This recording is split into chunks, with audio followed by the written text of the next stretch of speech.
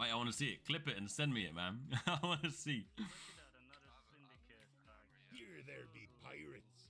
You think they will release the whole leaked part of the map or in parts? They'll bring it out in. Oh shit! Oh no, the boys are here. Oh no, Syndicate in the house. I didn't say anything. I didn't say anything, man. I didn't say anything.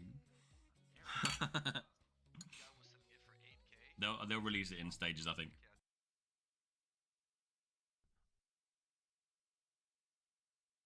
Beat off a guy. I will beat off a guy. I will beat off a guy. Yeah, I'm in need of a guy.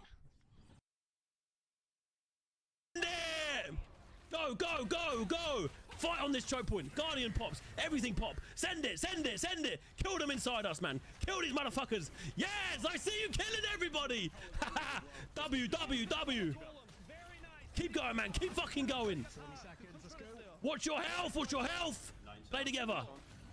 Go, go, go, go, go. Send it forward more towards the golem. Fight with the golem. Keep moving, keep moving. Yes, boys, yes. Ready? We're at the front gate under the golem, boys. Get with me, get with me. 10 seconds left. Kill him here, kill him here.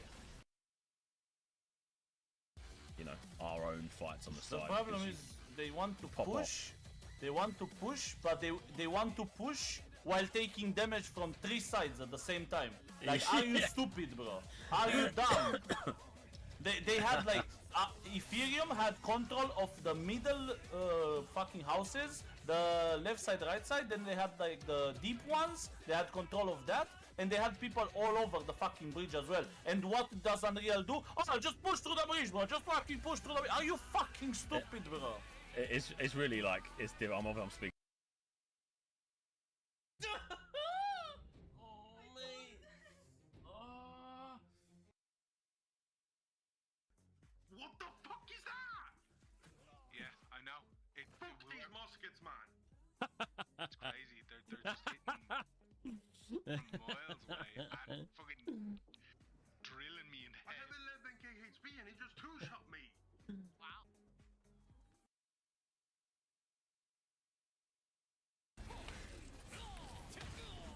Come on, the boys. My health is so low. I missed my dodge.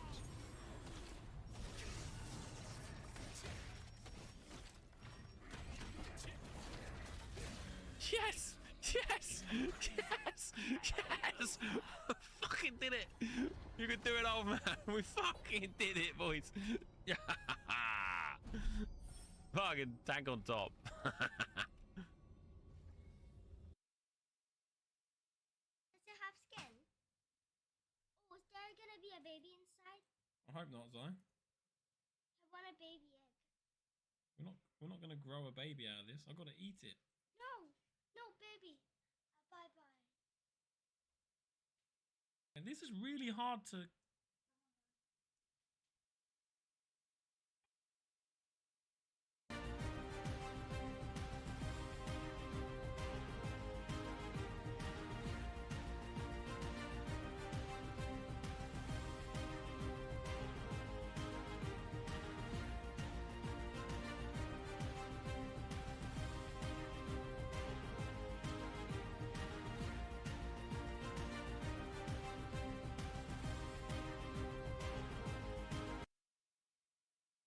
Look at my tan lines. Looks like I've been pooed on straight across my feet.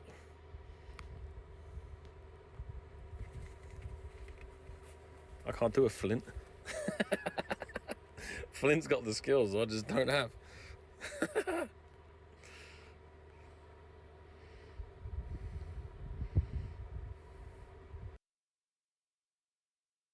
Oh my god, insta froze. Just backpedal to the allies that are behind us.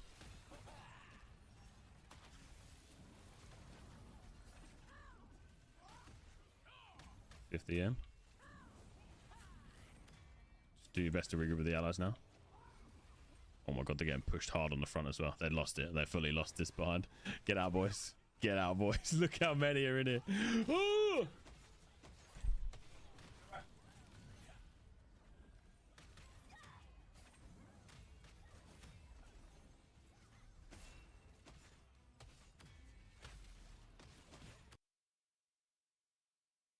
PvP.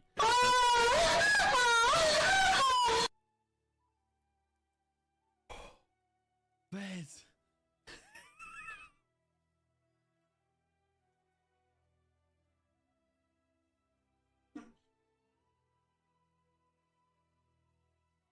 Oh, God. Oh my God. Holy shit.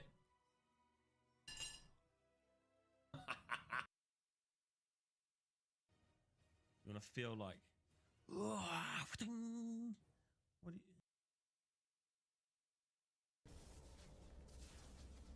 yeah, you basically,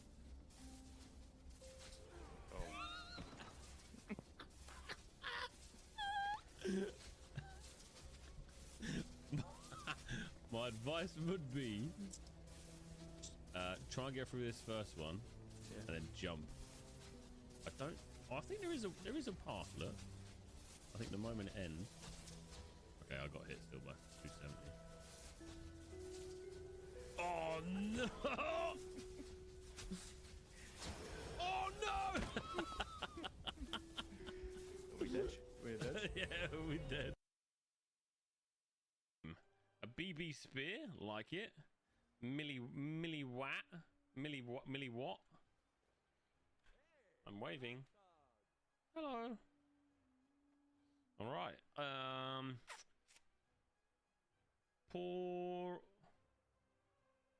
Porcodillo.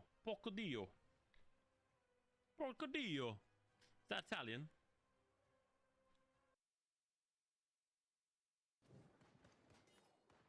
We're gonna have to go now. We're gonna have to go. Oh, the gate, mate. Just hit the gate. Hit the gate. Okay, I'm coming.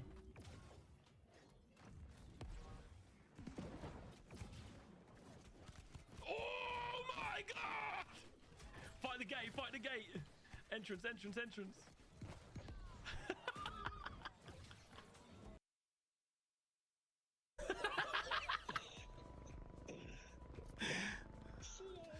Good luck, my friend!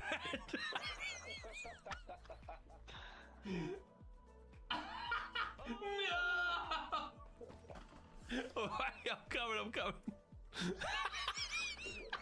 Oh, fuck.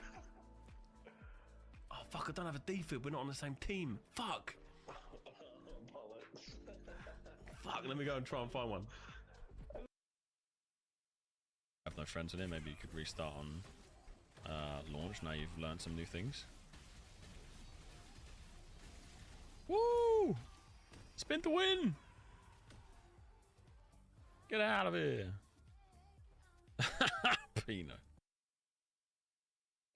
Oi, fuck off, boys! Leave me alone! Predator!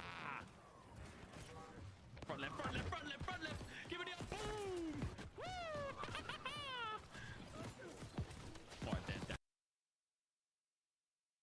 Big heals, boys. Get as close as you can to the flag. Let's just hold together. Upgraded on B. And fire it on us if you can. Hold the fucking flag, boys. Hold the flag. GG, boys. GG's. GG, guys. Nice. Yeah, nice. 7 minutes. Let's go. Let's go. That's how we fucking do it. Here, take my Pharaoh. Here, it's on the floor. I don't want to die. It's on the floor. You son of a bitch. You son of a bitch. Yeah, get him. Fuck him up. Don. Go on, he's playing a little fucking bastard. Yeah. Yes. Oh, he's nading. Yeah, boy. Yeah, fuck you. Oh, he's got a defib! What's up? Let me fucking bag him. Oh, brother, I fucking love you. That was glorious. Golem's destroyed core. Get yourself a bubble. Oh, there's a lot of people that don't have bubbles, boys. How many people die? Oh, there's a lot of deaths. There's a lot of deaths. Get fucked. Oh, I love this. Oh, fuck, I'm gonna die. I don't want to die. Right, these bosses just never get old, man. Bubbles, bubbles. Block. Oh, perfection. Oh my, there is so many people.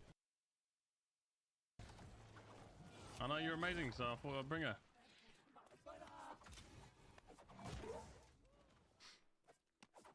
Horse, not right now. I'm panicking.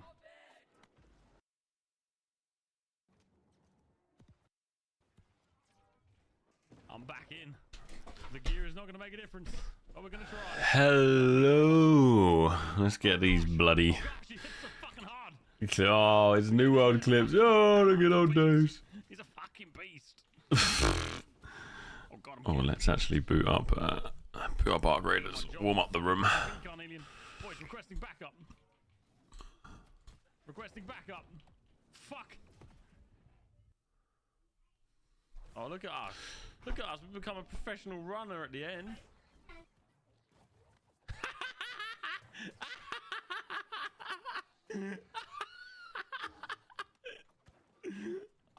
I take it back.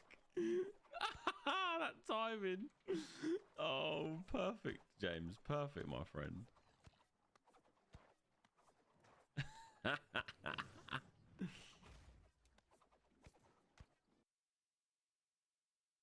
Flanking left.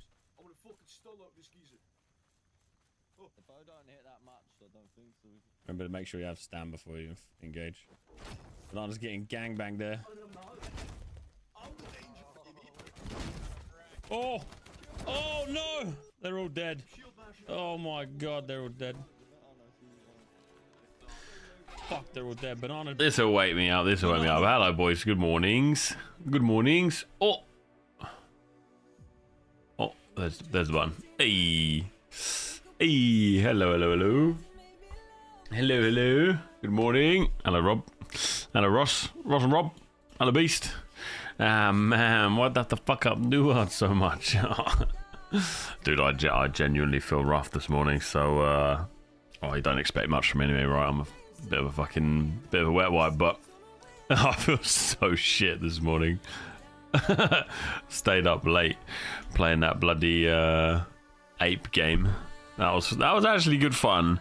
The first levels were obviously a little bit like, you can't do much, right? You're just on the first floor, but once we managed to unlock the game and actually go down into the ship, it was pretty cool. It's very like Among Us, like co-op Among Us. It was pretty good fun. I enjoyed it. Right, I'm basically going to see what we've been missing. I'm going to get out of this category for a bit. Ashes of Creation. I'm just gonna. I'm looking for the updates. I'm looking for the juicy updates. Let's see what's going on here, quick.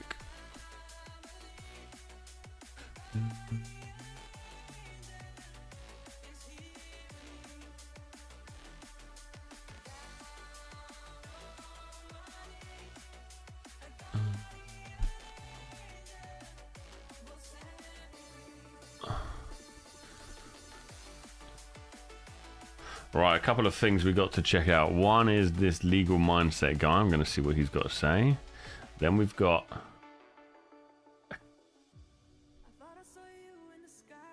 What's that noise? Is that you, Mitch?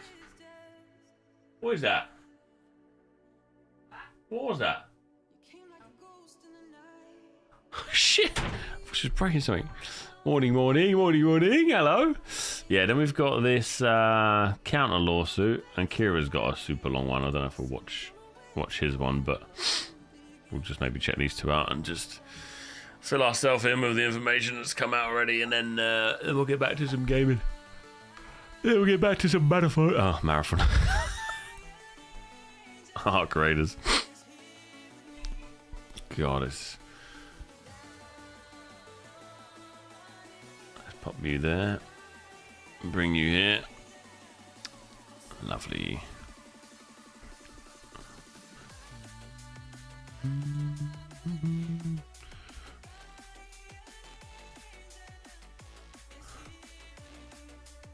Okay.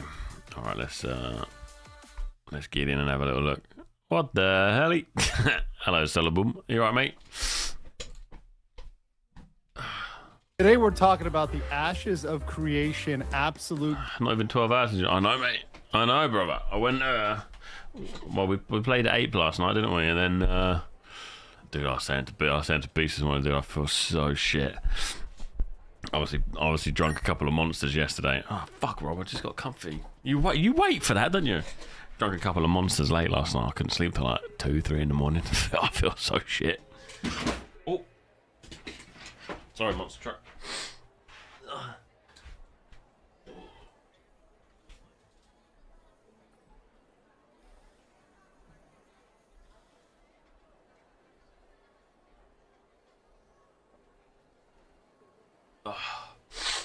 Oh, thank you, darling.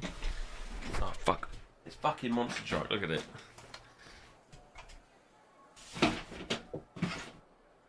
Put it over there.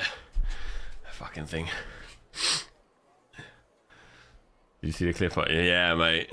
Some of the stuff that they're managing to figure out in art raiders is absolutely insane. Like, who the fuck is... How have you managed to do this? How? It's crazy. Right, basically this dude here is just going over the Ashes of Creation stuff, so we'll just go have a little gander, see what he's got to say. There's that one, something else I watched this morning. I was just absolutely dying of laughter. Fuck, what was the clip? It was similar to that one, man. I just fucking died. It's hilarious. Gaming scandal and the legal nightmare that's come of it, and one of the biggest disasters in gaming history. This is a legal mindset. We teach you to be your own judge. I'm Andrew Esquire, American attorney, and this is a Fast Facts video, the quick and dirty version of the latest in legal news. And this is something that came to my attention as I really came into the scope of this, the accounting nightmare and absolute insanity. And from a person who's been corporate counsel, this is a level of absolute corporate degeneracy that needed to be exposed, and also the risks for people investing in this, whether you're a large investor or whether you're just a Kickstarter backer. All of these people were harmed in this scandal. So let's get into that today on the show. First, Ashes of Creation. So this is the defendant here. Just so you guys understand, this was supposed to be a quote unquote old school sandbox MMO type RPG. In case you haven't heard of it, it had been planned for 9 years, since 2016.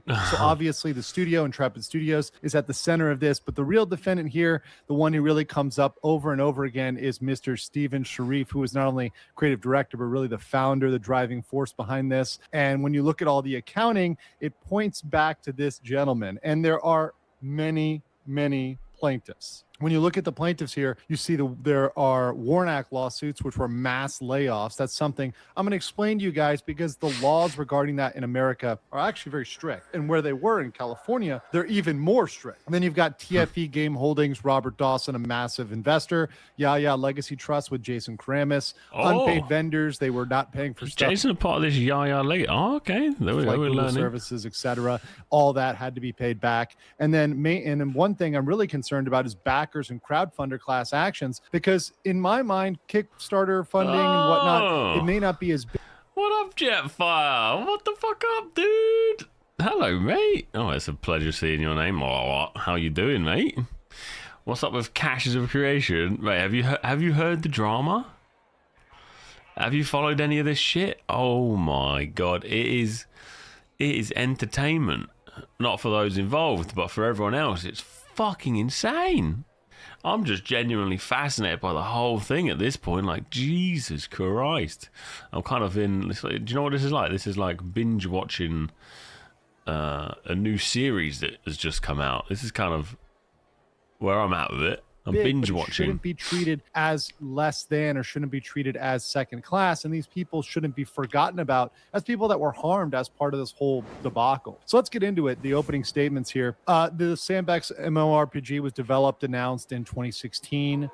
It grew through Kickstarter, primarily hitting $750,000 in 12 hours. So getting a lot of traction very, very quickly, and eventually ending up with over $3 million in funding. So a significant amount of Kickstarter funds in the aggregate. Although, yes, that's less than their total investment amounts. But we have to remember, as we're going to see, a lot of this was really a pyramid of loans based on projected revenue, based that was not reported correctly or not being actually donated. Better than Netflix. And then It that is at the used to moment create better than larger Netflix. loans. So there's a whole sort of pyramid that started with fucking Kickstarter. insane. Without that Kickstarter funding, they wouldn't have been able to secure the larger loans and get themselves in this deep. The early access was launched on December 11th, 2025, but the entire The thing is, man, the Lincoln lawyer defends the criminals, so Stephen is really the criminal. We don't want him defending him because he'll get him off, man. studio closed in January 2026, and the game was removed from Steam in February 2nd, 2026. So the real question there is, like, did the people that bought in get what they paid for? Did they expect the launch to take 9 years and then only last for a couple of months? No, that's not the typical expectation of a gamer, and that's not what you'd expect when you're going to buy a product. So the Warren Act, the mass layoffs, this is a really interesting federal law that I have a lot of experience with, and it deals with the 60-day notice for companies over 100-plus employees. Back during COVID, I was around when we had to issue these type of warnings to all sorts of companies across the United States, and particularly if you're in California, they have an extra special statute that has more requirements. Yeah, all right. Thanks, Jay, mate. It's good to see you, dude. Yeah, I'm okay.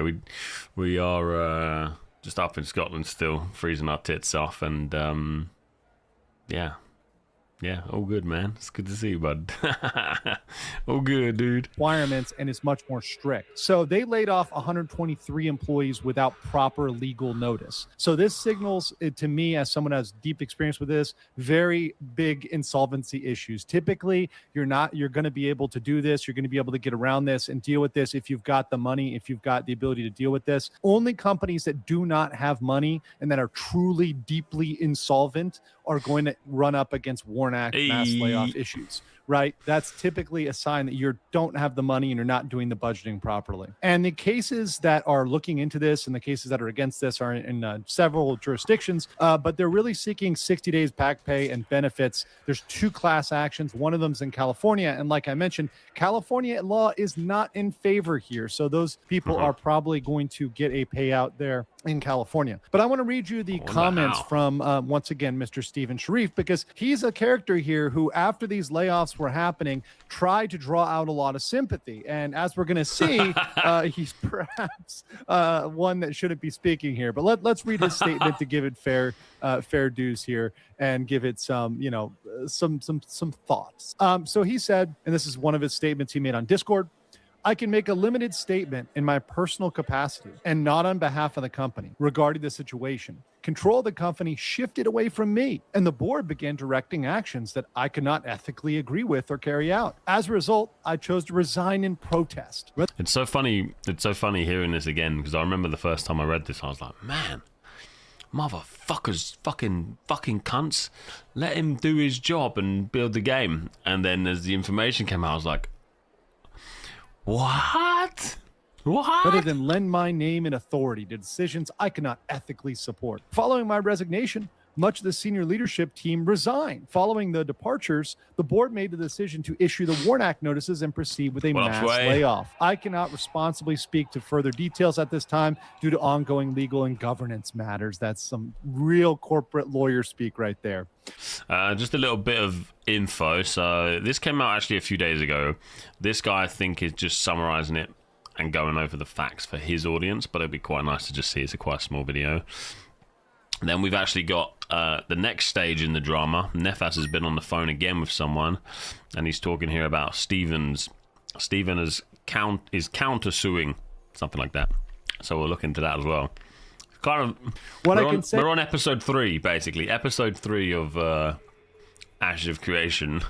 Is that the developers and staff acted in good faith. That's a word right there. And deserve better than uncertainty they are now facing. I am incredibly dismayed by the situation. I guarantee you he had a lawyer draft this up. I can tell you. Oh, yo, that's fucking crazy. Hello, Baz. I saw on Steam 0 players in Ashes of Creation. I actually don't think the servers are shut down. I think, well, they weren't up until a couple of days ago. TLDR, mate. Steven quit. Steven didn't put any money in like he said he did. He had investors. The investors have now taken over control of the company. Steven is has no control, and they're now suing Steven. Steven's trying to sue them. All the staff have been fired. The staff are suing the company. It is absolute cinema right now. So we're just going over some of the juicy info right now. We've been following this for about 3-4 days now, and yeah, we're now at day 3. Weren't Ashes closed down? Yeah, yes and no. Like, yes, it was, but the servers were still up for a bit. Someone's created a private version of it. Got the game file. Yeah, it's all a little bit crazy, but that's the TLDR. That is the TLDR. It's got a little bit spicy. So yeah, we're just basically following along. I'm not involved in it. I'm not creating any content on it. This is just like me watching a Netflix series with you guys and just talking a lot of bollocks with you about it while the show's on. Like, that's what this is like right now. It's fucking nuts. I'll tell you that right now. This is a definite lawyerly statement, talking about limited statements, good faith, right? This is something that is lawyer drafted up. And we can see that when we actually get into the accounting. And credit to Nafaz HQ, who did a lot of the accounting work. And there's a lot of great accounts that have been following this and haven't gotten enough traction. Oh, it fucking does, Brain. It does. Well, we're on. That's like what I just said there is super duper TLDR, like super duper TLDR.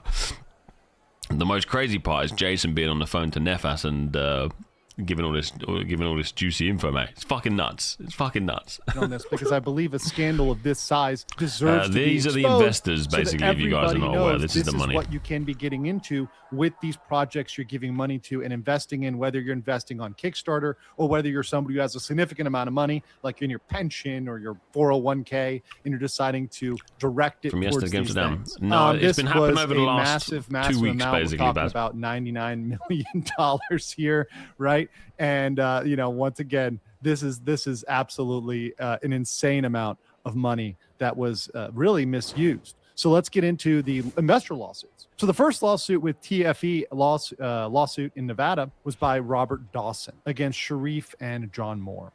It claims embezzlement, commingling of funds, fraud, and breach of fiduciary duties. Those are all very serious claims, and those are all related to essentially when you're having an amount of money that's not directed where it should go, it's being embezzled. You're commingling funds. That means personal funds and business funds, right? Fraudulent misrepresentation. You say you're going to use it for one thing, you're using it for another, and breach of fiduciary duty. You're in charge of those funds and you're misusing them. You have a fiduciary duty to your company, right, and investors to use them in a proper manner.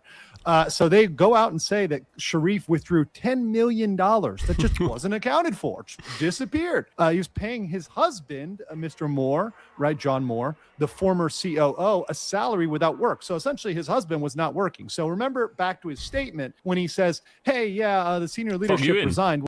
I did hear that they were up a couple of days ago. I haven't tried, but I know some people were in, yeah. Steven's moderator banned me on screen, so I can't see what's happening. I can only see on stream. If any streamer is streaming, well, good morning, mate. Good morning. Yeah, we're just catching up, man. I'm not playing the game. I haven't played it for a while. I put in my money. I did 250, blah blah blah blah blah. But I'm not involved in it. Not creating content on it. None of that. I'm just watching the show. Put new Forge game. Hey, congrats on the refund. GG's. You're in right now on show. Okay, so you can play Baz. Well, yeah, one of them was your husband who wasn't doing any work, right? Using company funds for a California mansion, definitely not permissible. And then using loans as revenue to secure larger loans. So essentially, they were taking loans based on promised revenue or based on that Kickstarter revenue. Drama farming. Once again, all going back. Possibly could be seen that way. I am just genuinely watching the show, baby. It's great. Back to Kickstarter, taking that Kickstarter revenue, using that to secure a loan, and then counting the loan as revenue, which is not good accounting practice. I'm not an accountant, but I can tell you right now, that's not a good accounting practice, right?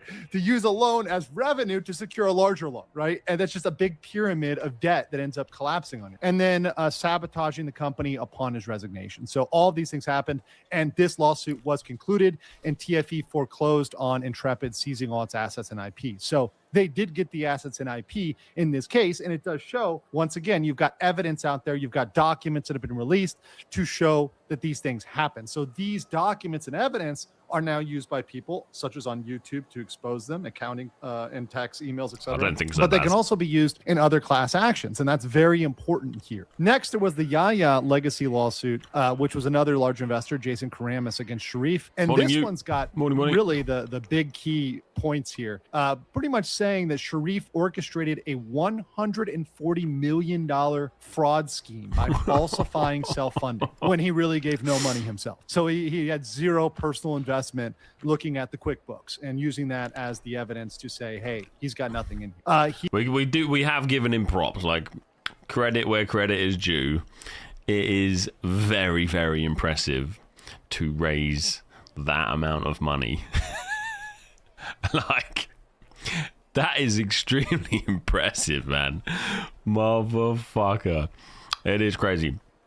So a little update for you guys who are just joining. Just quickly having an overview of this legal mindset guy from a legal standing. It's quite interesting. And then Nefas has a new video that was happening like midnight last night, I think, where Steven is countersuing and he's on the phone again to Jason. So should be quite interesting. He was failing to report monthly losses of $2.3 million every month. Think about that. Not putting those losses on the book. That's crazy. Having no board meetings in 9 years. And this is one that I like. How negligent do you have to be to not have a single board meeting in 9 years? That's really how you pull the wool over people's eyes, is you're just not talking about things. You're not having any minutes. You're not doing what a normal corporation would do. You'd have board meetings very regularly. If not, when you're really spinning up, you might even have monthly or bi-monthly, right? If you're really in the building phase. But having none, that's not acceptable. Using Steam revenue for personal gain, bankrupting Intrepid Studios, and rejecting a restructuring. Remember, businesses can more easily go through bankruptcy and restructuring than personal accounts and personal bankruptcy. So it's always possible, even if you're in deep, even if you have a lot of problems, if along the way in this 9-year journey, if Sharif wanted to redirect the company and go elsewhere and try to restructure it or try to get things right, that could have been done. There's points at which in a company you can restructure even a really bad situation, and you can try to go get alternative funding or try to argue different debt rates, etc. That's always possible, but they decided not to do any of that. And this lawsuit is now impending. And now getting to the one thing that I'm kind of passionate about, which is Kickstarter. As somebody who's invested in some Kickstarter stuff in my time, and looking at, what was promised, these are tier lists from one of the Kickstarter campaigns. There were, from what I'm aware, talking to people, there were multiple Kickstarter campaigns, but from one of them, you got the Warrior of Old at 250, Braver Worlds at 500, Leader of Men at 1,000, and all the way up to Avatar of the Phoenix at 10K a pop. And what you're promised here are things that you can use in the game, is getting access to the game and being able to use all these things, have all these things. Look, some of them have lifetime subscriptions, etc. And the way they tried to snake out of this, the way they try to get out of being responsible for this, is saying, we launched the game. Well, was that really a launch? It was more of an early access that you had barely 2 months, under 2 months of access to. I don't really think so. So getting into the Kickstarter claims, which have not been filed, but people are wanting these things to be filed, I think under California law, piercing the corporate veil against Steven Sharif is very likely to succeed. So there is a possibility for these things to kick off. There's very strong evidence for fraudulent inducement and misrepresentation, which is California Civil Code Section 1572, breach of contract and implied covenant, and unjust enrichment. So for the Kickstarter TOS and the campaign promise, putting those together, saying, hey, you put this on Kickstarter, look at the TOS, look what you have to deliver there, plus your promises during the campaign, that's an enforceable obligation. That's news is great. Like, obviously none of us, I don't think of, well, I speak for myself, I haven't gone through the Kickstarter TOS campaign promise. This is great. It'd be great if they actually have to refund everybody their Kickstarter money as well. something where you have a obligation to launch the game truly or refund. Really, I mean, to me, that's pretty straight up. And that is one of the strongest claims for people looking to put this together. And then you also can look at early access as not a launch per expectations, especially after a 9-year delay. And looking at the backers giving so much money, 3.27. It's so interesting seeing someone, I don't know if this guy's outside of the gaming world, you know, but you would assume that he is a little bit, considering he's, you know, full lawyer, YouTube channel, blah, blah, blah, blah, blah. Probably covers many things, doesn't game as much as we would game. But it's quite interesting the way he speaks about things, you know, about 9-year delay, all this sort of stuff. It's interesting from a different point of view how they look at these things. And now it's going into this, going down this route. It's absolutely insane.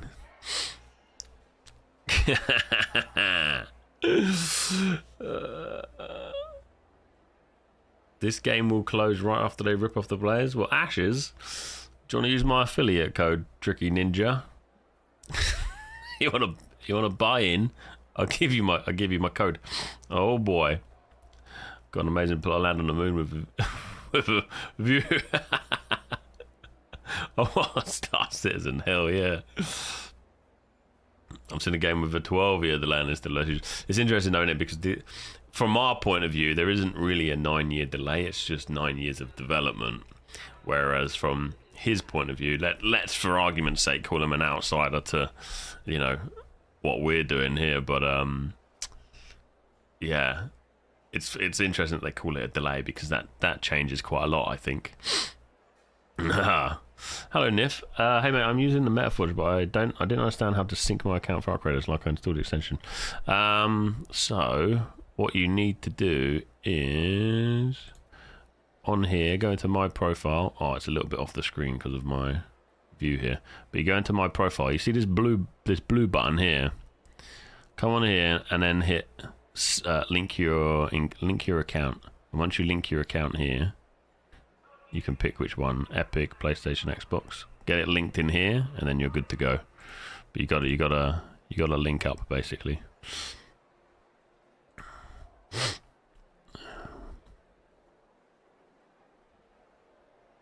Boop boop, and that's it. Job done. Then you can press sync.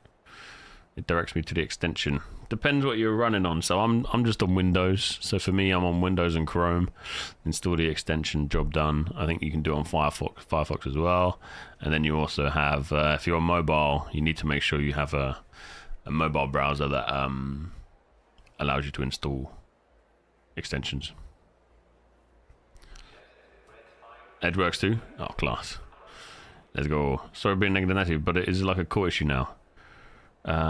It is a core issue now. Everything else is just speculation. Ah, it is indeed. It is indeed. It completely depends on what they bring as evidence, right? No problem. Yeah. So make sure you install the extension. The extension basically lets you connect and connect, and then you just gotta basically say boop, sign in. And that it doesn't take your details or anything. It just connects you to your Steam and says, "Yep, this guy's this person," and then it collects your data. One of Nif, one of yeah. I love the drama. We love the drama. Yeah, blah blah blah. Connect. People who have zero knowledge in law chiming in there. I remember reading something. I think it was in China or somewhere. I think we spoke about this briefly before. To have an opinion on stuff like this, like if you are, let's say that you know, this guy's created a YouTube channel and he's not actually practicing law, like he's not actually a real life lawyer, he's not allowed to create content on law if he's not a lawyer. So for example, like me, I can sit and watch it, but I cannot offer any opinion on this whatsoever, because it would, you know, it may have an impact on someone else's opinion, but I don't have any knowledge in it. So they fucking basically ban in bullshit, which is pretty fucking cool. I'm sure we'll have a couple of law YouTubers following developments closely, but I'd rather wait for more facts than listen to opinions. It's a tough one, man. I have a couple of good friends that were deep on Ashes of Creation. I feel bad for them in the situation. I still roast them. Yeah, I mean, I was, well, I am very close to Taken, who built the Ashes of Creation site, and we spent a lot of time, like the Ashes of Creation Codex, should I say. We spent a lot of time on Ashes. Like, we put a lot of energy and effort into building what, you know, well, more him than me, but, you know, we spent a lot of time talking, dealing with it, content, fucking crazy. Lots of money was spent across a lot of people. So, yeah, it is bullshit, but I don't know, man. I don't know. When you... So the next thing we got to look at, right, there's two things. One is this here is Steven counter... Let's call it, for argument's sake, counter-suing Jason, Rob, whatever. Like, it's pretty nuts. So he's already, like... let's say on a flat level, the investors have sued Steven for their reasons, and now Steven is suing the investors. And then the staff, I don't know who the staff are suing. Is it the investors, or is it like just Intrepid as a company? Probably Intrepid as a company which Rob owns. But we're gonna look into this because it's kind of nuts. So it's great. So, dude, I love people who support. Mate, much love, dude. Niff, if you've got any questions, you can jump in stream and ask at any point, or on the Discord if one of us are not streaming. It's myself, Crazy, probably me and Crazy. Dean streams, but not so much art creators at the moment. But yeah, if you've got any questions, just jump in our streams and come say hi, and we can sort that out. If not, then just there's a button at the bottom to submit a ticket, and you'll get through to me, Crazy, Beast here, Solo, I think, is in the chat somewhere. We'll all be there to lend a hand. Dude, the thing is, Giga, the issue with Ashes and the people that were super close to the game is that what happened was that they created this. There was like a cult that was made. So I remember the Narc situation when he was saying bad things. Let's call them bad things about the game. The amount of kind of hate that came his way, like mainly from these people who are in this kind of, let's call it for argument's sake, inner circle of Ashes, it was kind of fucked up. Like, you're pissing on our fire. Stop that shit, as I'll chop your dick off. Like, that's the fucking vibe they were putting out. So it's there's so many sides to this fucking story. It's crazy, dude. Hey, thanks, Niff. it was kind of fucked up. It's kind of fucked up, and I think I witnessed it first. Obviously, we saw it when what happened with Narc, and we saw a clip the other day of Steven basically saying it's so funny when you listen to it now. Narc was just drama farming, and what do you say? View farming, drama farming, something like this, something along those lines. And he's just, basically a bad guy, which is fucked. And then all this is transpiring. It's like, dude, who do you believe? What's going on? Like, what the fuck? I think what he was saying is more his vids were really weird. I actually really loved his content. Rob, I know he was like a little bit funky, but his editing, I do a lot of editing. His editing is fucking class, But he was calling them out. There was a couple of videos I watched, Rob. He was calling them out, basically saying how bad it was with. I think the one that started to hit home was when he was calling them out for doing the Kickstarter, doing this push, then doing alpha, then reverting alpha back to alpha, something else, or the money, and then you got beta, and then they went from beta from like 100 to 50, and then they did the Steam. Like, he was basically calling them out on it being a scam, let's say. I remember that video, and after that's when Steven kind of piped up, and the cult pushed Narc out of the, off the scene. Hold on, let me do these push-ups, and then we'll watch the rest of this video. We're nearly done with this one. Thanks, Pete. Oh, monster truck.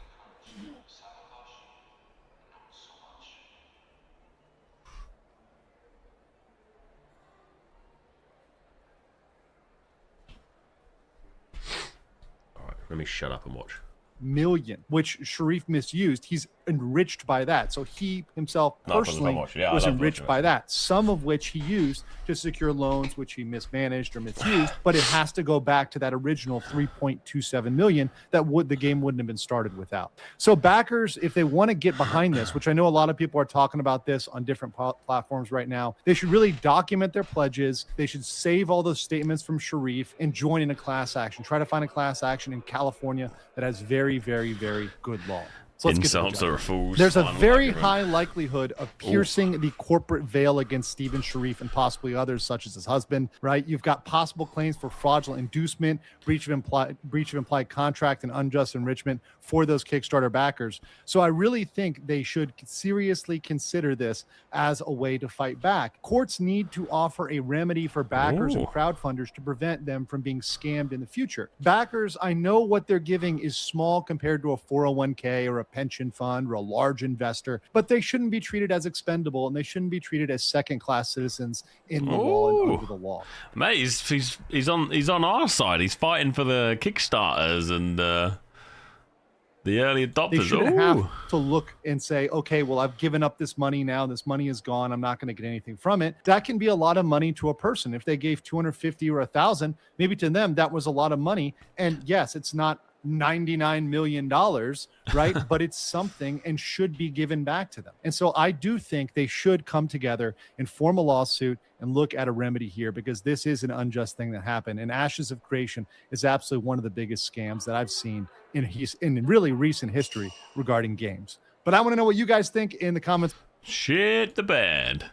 Shit the bed, shit the bed, shit the bed. Yeah, so this is the one that's come out recently. This is Stephen Sharif versus Robert Dawson. This is like a huge doc, basically going through all the stuff that it's like Stephen's countersuing. This lawsuit seeks to stop Intrepid's rogue board of directors from intentionally destroying the company. Let's see what Nefas's video's on. Let me just grab this tab for now.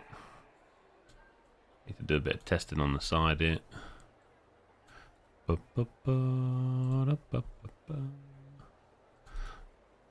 So this is the most recent place, or the most recent video.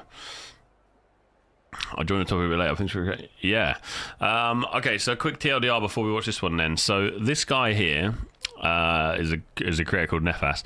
He has been covering some Ashes drama, and long story short, Stephen, the director of Ashes, if you don't know who is Nif, he basically quit. Then all the staff got fired or quit. There was a bit of a mix, I think. Then someone called Jason reached out to this guy rather than the staff, and I think he reached out to this guy to basically try and spill the beans. But the TLDR is one of the investors has been on the phone to this guy, and this investor had put in $12 million into Ashes of Creation to basically let everybody know that Stephen actually hadn't put any money of his own into Ashes, and he kind of threw his toys out the pram at the end, blah blah blah. So yeah, the TLDR is the owner of Ashes never put money into it like he said he did. There was over $100 million invested into the game that wasn't his.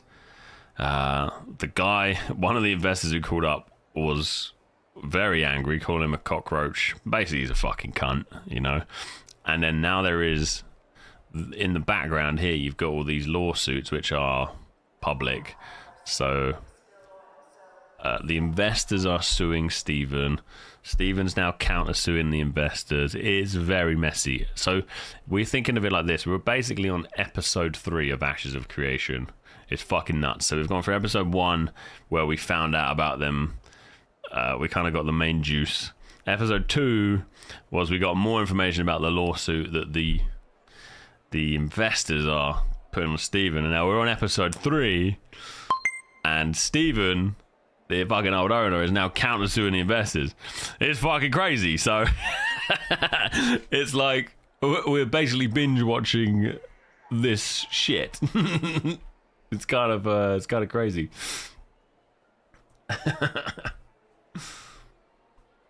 I love it. I love it.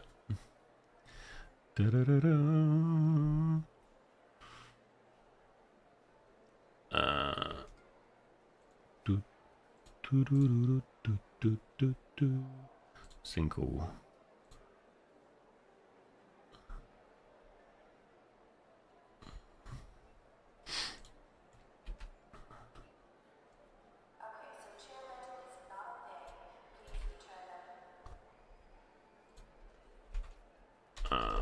Hello, Tegan. Wait, you're not really playing Ashes? I got fooled.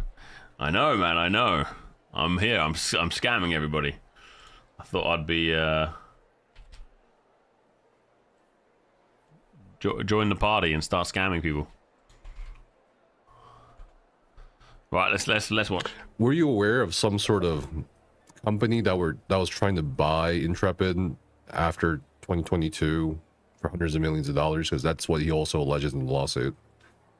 The only company that I know they had dialogues with that they communicated with Riot. Was what you're breaking out? Was Riot. Oh, Riot. It was Riot Games. Okay.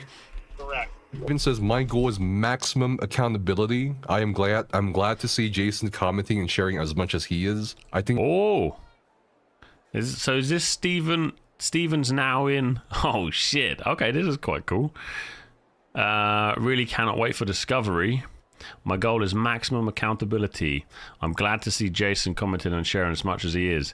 I think you're doing a great job of that, Nefa, so thank you for that. It obviously would not make much sense for me to fight a battle in the court of public opinion when the truth will come out. Obviously, in court. Federal court is not like state court. There is a higher burden of factual proof required. I would not sign my name to that document if I was not certain of the truthfulness. Dude, how interesting. How interesting would it be if he genuinely did put loads of money in? Oh, hello, horse. Good question. We need some good questions today, mate. Oh, yeah. The lawsuit filed, is the best source of truth for what occurred. My firm would not have filed it if we didn't spend 2 weeks after the board sunk the company compiling all the evidentiary support for the claims. Going ahead off, I think the most important part of the situation for me are the people who impacted on the team. It will come out that the board had commitments and representations made to myself and other leaders of enough funding to make it to September of 2026, and instead they enacted a blah blah premeditated plan to scuttle like a scuttle a ship the company after trying to sneak money away from a federally backed loan by a bank. I will consider doing an interview with my legal team's advice. Reserve judgment. Oh shit.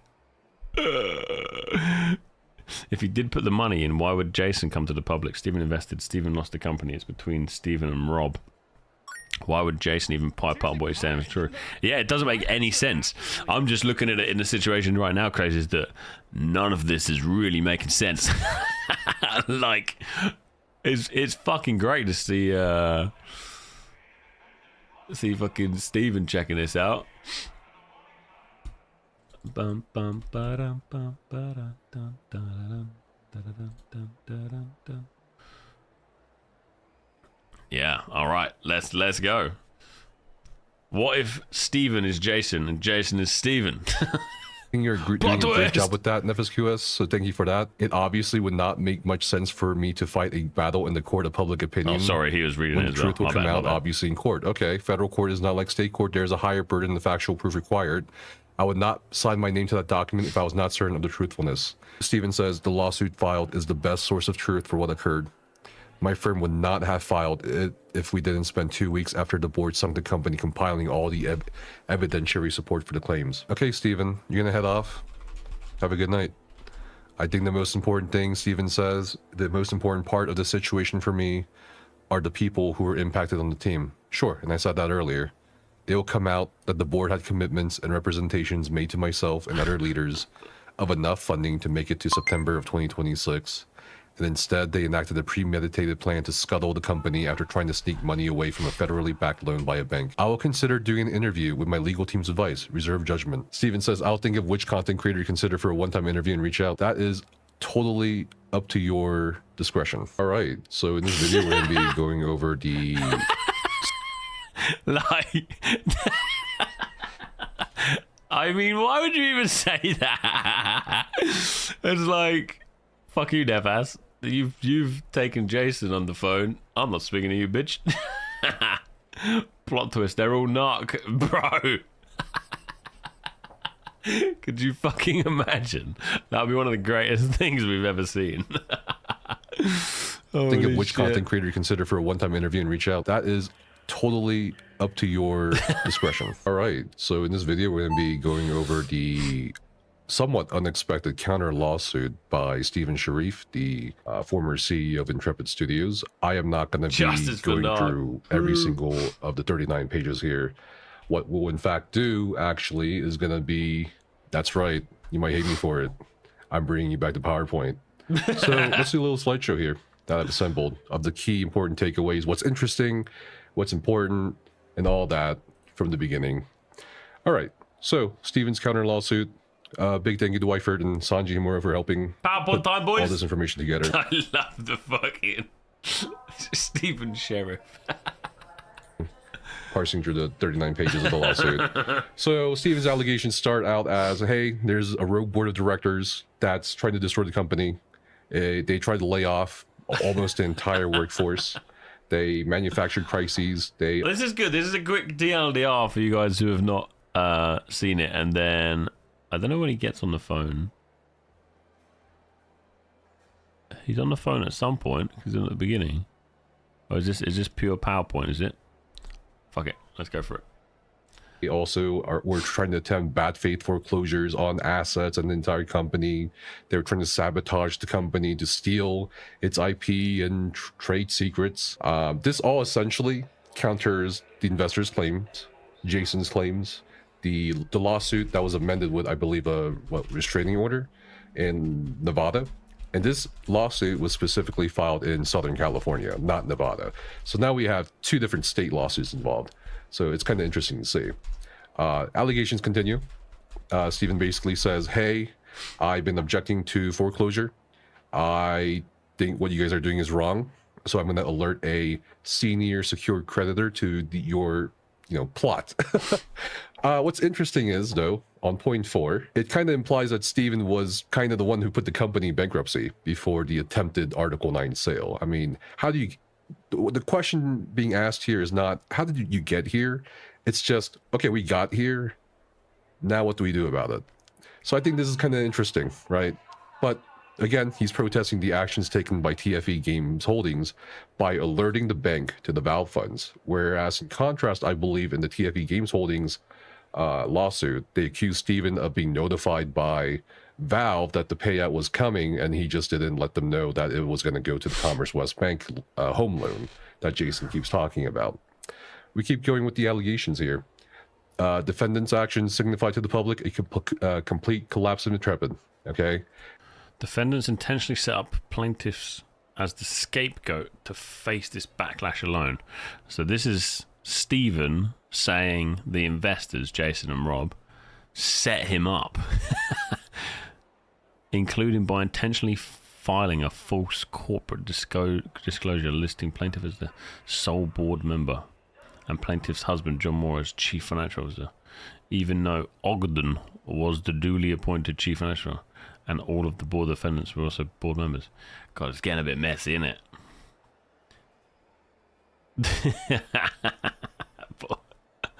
I think there is really there is really this situation where even at this point, if Stephen is proven not guilty and he did in fact invest all the money by himself, the text messages were fake, they were AI, everything, I think like public damage is done, because I think, dare I say it, a lot of people actually warmed to this Jason on the phone because I mean, you just kind of believed him, right? It's kind of crazy. and he's accusing defendants, the board members like Dawson, that he is being used as a scapegoat to face the public backlash. Right? He might be referring to the YouTube videos. He might be referring to all the harsh comments directed at him on social media, on Discord server. Right? He's also accusing them of filing a false corporate disclosure or state of information listing him as the sole board member and his husband John Moore as the CFO, so that they would take the fall. And now he's saying, well, Ryan Ogden was actually the CFO, and all the board defendants that I'm suing, counter-suing, were board members. And he's saying, okay, it's kind of crazy. What did Jason say on the phone? What didn't Jason say on the phone at this point? He basically, what Jason said was he was the one who was invested in the game from the start, like keeping it going from 2017 to 2020, 1920, something like that. Yeah, he was one of the only ones putting in the money until he had no money left or something, and then he brought Rob in. But yeah, he showed all the text messages between him and him and Steven, which were just fucked up. Like they were, quite frankly, pretty fucking fucked up. Pretty fucked up. They did this to conceal the identities of themselves and become a shadow board and blah blah blah. What we have here are two of those filings, one from April and one from December 2025. It's the same year. On the April one, we have Steven as the CEO and secretary, Ryan Ogden as a CFO. The number of vacancies on the board of directors is 0 at this point. John Moore is acting as an agent, and the signature is provided by a Su Wishiang. Okay, and then in December, we see the kind of a little change here where John Moore is now designated as a CFO instead of Ryan Ogden. And the person who signed for this is going to be Ryan Ogden. So there may be something here, right? Something in between the two sides, close to the truth. Who knows? Okay. Steven's allegations continue on. All right. Defendant's conduct has harmed the company and plaintiff and poses a continuing imminent and existential threat to the company. The lawsuit accuses Dawson that there was, and actually, hold on. This is a very funny part. He did sound injured, if you look at it from my perspective. I think that's why I was saying, like, people have kind of warmed to him because he sounded like he's been totally fucked in this situation. That's what I think. What the fuck is a plaintiff? Yeah, so this is like American. I don't know if it's in the UK actually, but it's the legal terminology. Fuck, see if I can remember which one. You got a defendant, which is like if I'm suing you, you're the defendant, I'm the plaintiff. I think. I fucking hate legal speak. I'm pretty sure that's what it is. Correct me if I'm wrong, boys, but I'm pretty sure that's what it is. Come on, man, you gotta go and watch Lincoln Lawyer, Gandalf. It will hook you up, mate. For episode 4, make sure you've watched Lincoln Lawyer before you come back here. Okay. It says, in late 2022 and early 2023, a major video game developer expressed interest in acquiring Intrepid for hundreds of millions of dollars. Dawson urged Sharif to reject the proposed deal in favor of continuing to develop Intrepid from the ground up under his financing. Sharif heeded his advice, rejected the acquisition bid, and acquisition discussions ended in early 2023. Which major video game developer was this? No clue. Could it have been Tencent or somebody? Who knows? Did it exist? Who knows? Remember, these are allegations. What I would find funny if this were true, though, is Steven could have overhyped Ash as a creation to the point where Robert Dawson believed him. Oh my god, this is the next World of Warcraft. And then when Sharif may have had a fallback option or a way to opt out in terms of the money invested and presented a actual purchaser of the IP to Dawson, maybe Dawson got greedy because of the overhype. He said no to Steven. So I think that would be hilarious if that was the way it happened. But that is the allegation here, that Dawson rejected a buyout bid. And of course, the allegation continues to where the acquisition offer was a turning point in Sharif's and Dawson's relationship. Dawson saw that the company had very real potential for providing extremely high returns. Okay, so that's kind of implying what I'm thinking here. And Dawson then began a ruthless campaign for control of the company without consideration for the quality of the game and the typical development timeline of MMORPGs. And highlighted over here is at all relevant times, the majority of the board comprised the board defendants who this counter lawsuit is suing. Stephen was previously a member of the board, but was unable to prevent the illegal efforts undertaken by the board defendants and therefore resigned from both the company and the board. It doesn't really specify too much in this part what those illegal efforts were, but it's going to kind of get mentioned over here in some of the passages. And what's really interesting here is Stephen's allegations and Jason's timeline of what happened behind the scenes up until, what was it, from 2014 to about 2021, early 2022, actually line up a little bit here. Together, they align. So let me read this. Intrepid was Sharif's passion project. A discrepancy here between Jason's timeline and Stephen's, though, is Stephen was the one who provided early funding to the company from his personal funds. Doesn't say how much. Thereafter, in 2017, the company raised approximately $3 million in a Kickstarter campaign, demonstrating from the outset the commercial value of Intrepid's intellectual property and trade secret materials. And this is where things get a little funny. Jason's not mentioned anywhere here when they're talking about the board of directors. It's just Stephen, his husband John, and Thomas A. or Thomas Alkison from my first video that Jason mentions later in this call with me. The company's sole shareholders were John Moore and Thomas Alkison. No mention of Jason. Starting in 2017, the company began acquiring debt financing. Again, does not mention Jason. In 2020, the company acquired a $6 million loan from Commerce West Bank, which this kind of assumes that the texts were a fucking lie. Then no, surely not. Surely they're not all faked. Well, this is weird. Again, aligns with Jason's timeline, right? And this was apparently personally guaranteed by Stephen's husband, John Moore, and was collateralized through the company. Again, no mention of Jason, but the timeline definitely starts lighting a little bit. And now the allegations continue in Stephen's lawsuit. Okay? He says, for your example, after the meeting ended, okay, let me just repeat that. Plaintiff first objected to the board defendant's plan during a December 15, 2025 in-person board meeting. Specifically, he objected to the board causing the company to not pay vendors, to the board's plan to lay off a large proportion of employees without requisite pay and benefits, and to the legality of the foreclosure plan. Okay, that's going to be a big contention here, the foreclosure plan. After the meeting ended and other board members had left, Dawson, assumingly in person, confronted Stephen in a physically intimidating manner, told him he didn't want any shit, and coerced them to sign between 30 and 40 signature pages, the corresponding agreements for which the plaintiff, or Stephen, was not permitted to review. Okay, so this part, I am really trying to understand here from my personal perspective.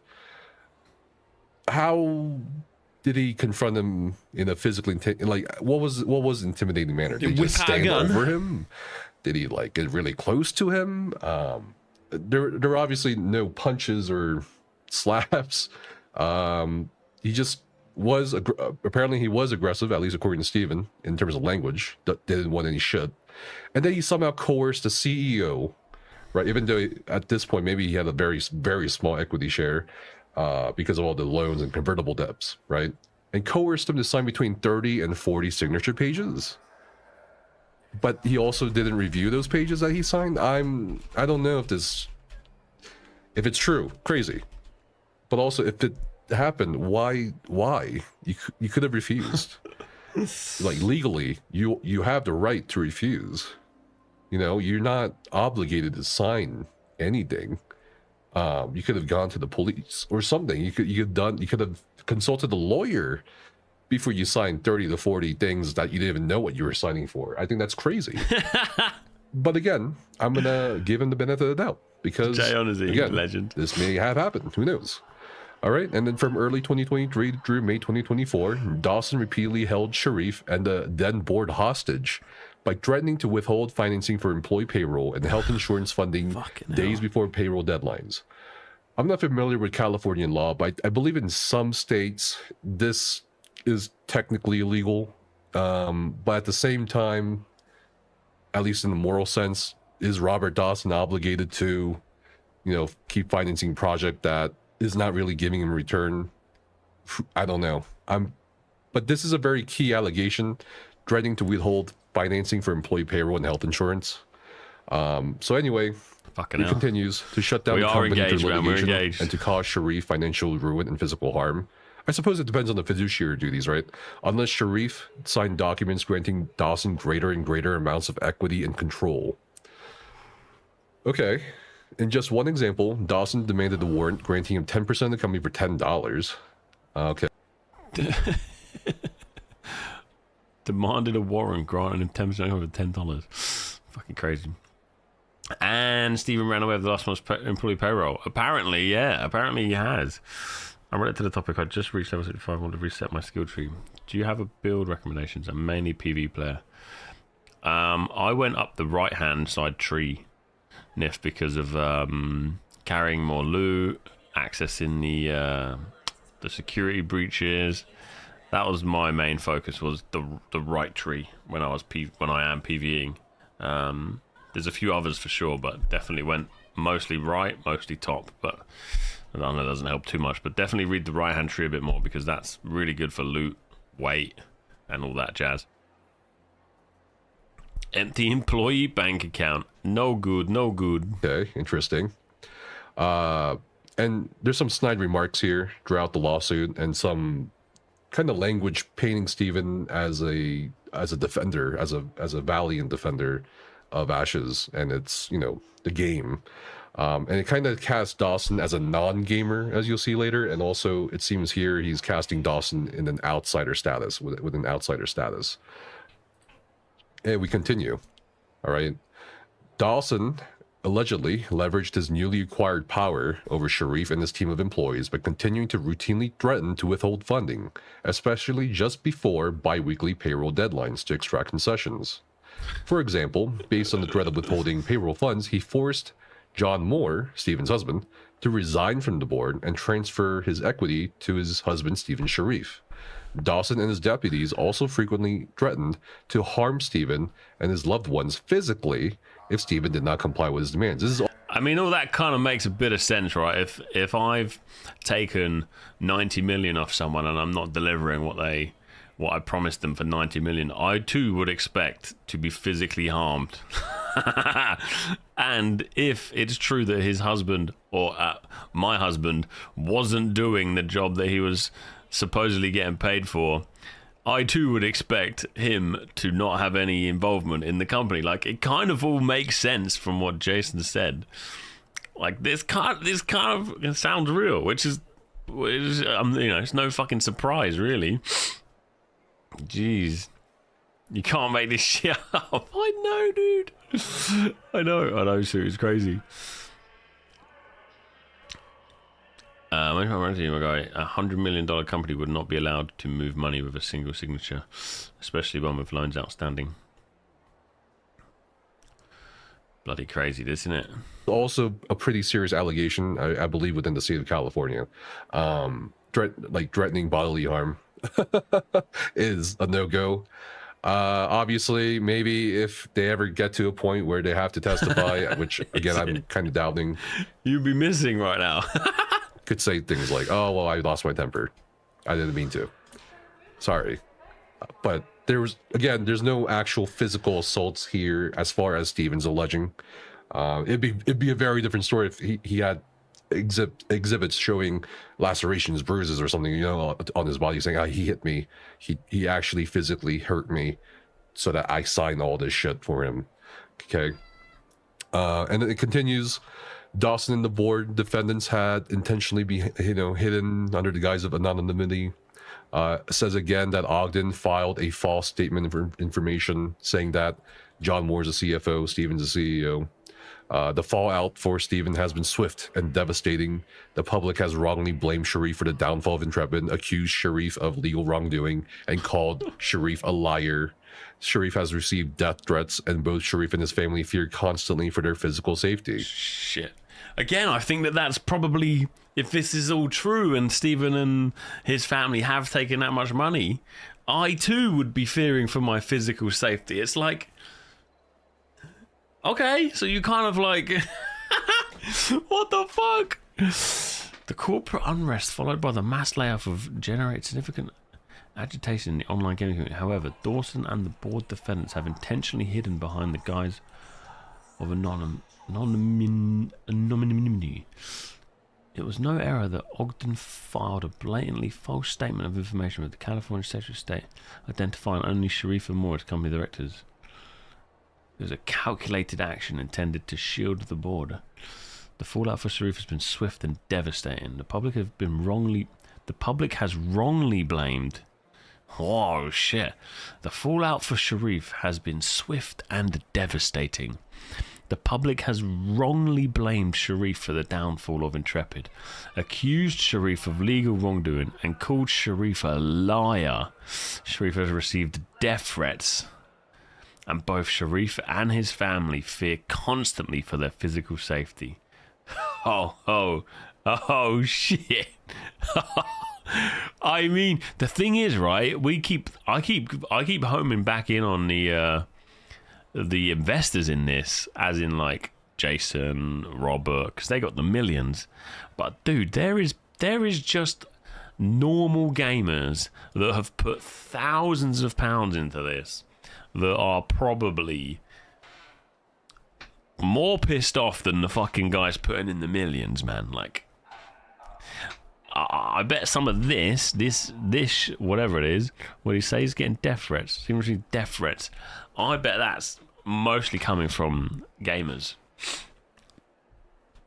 Like, fucking hell.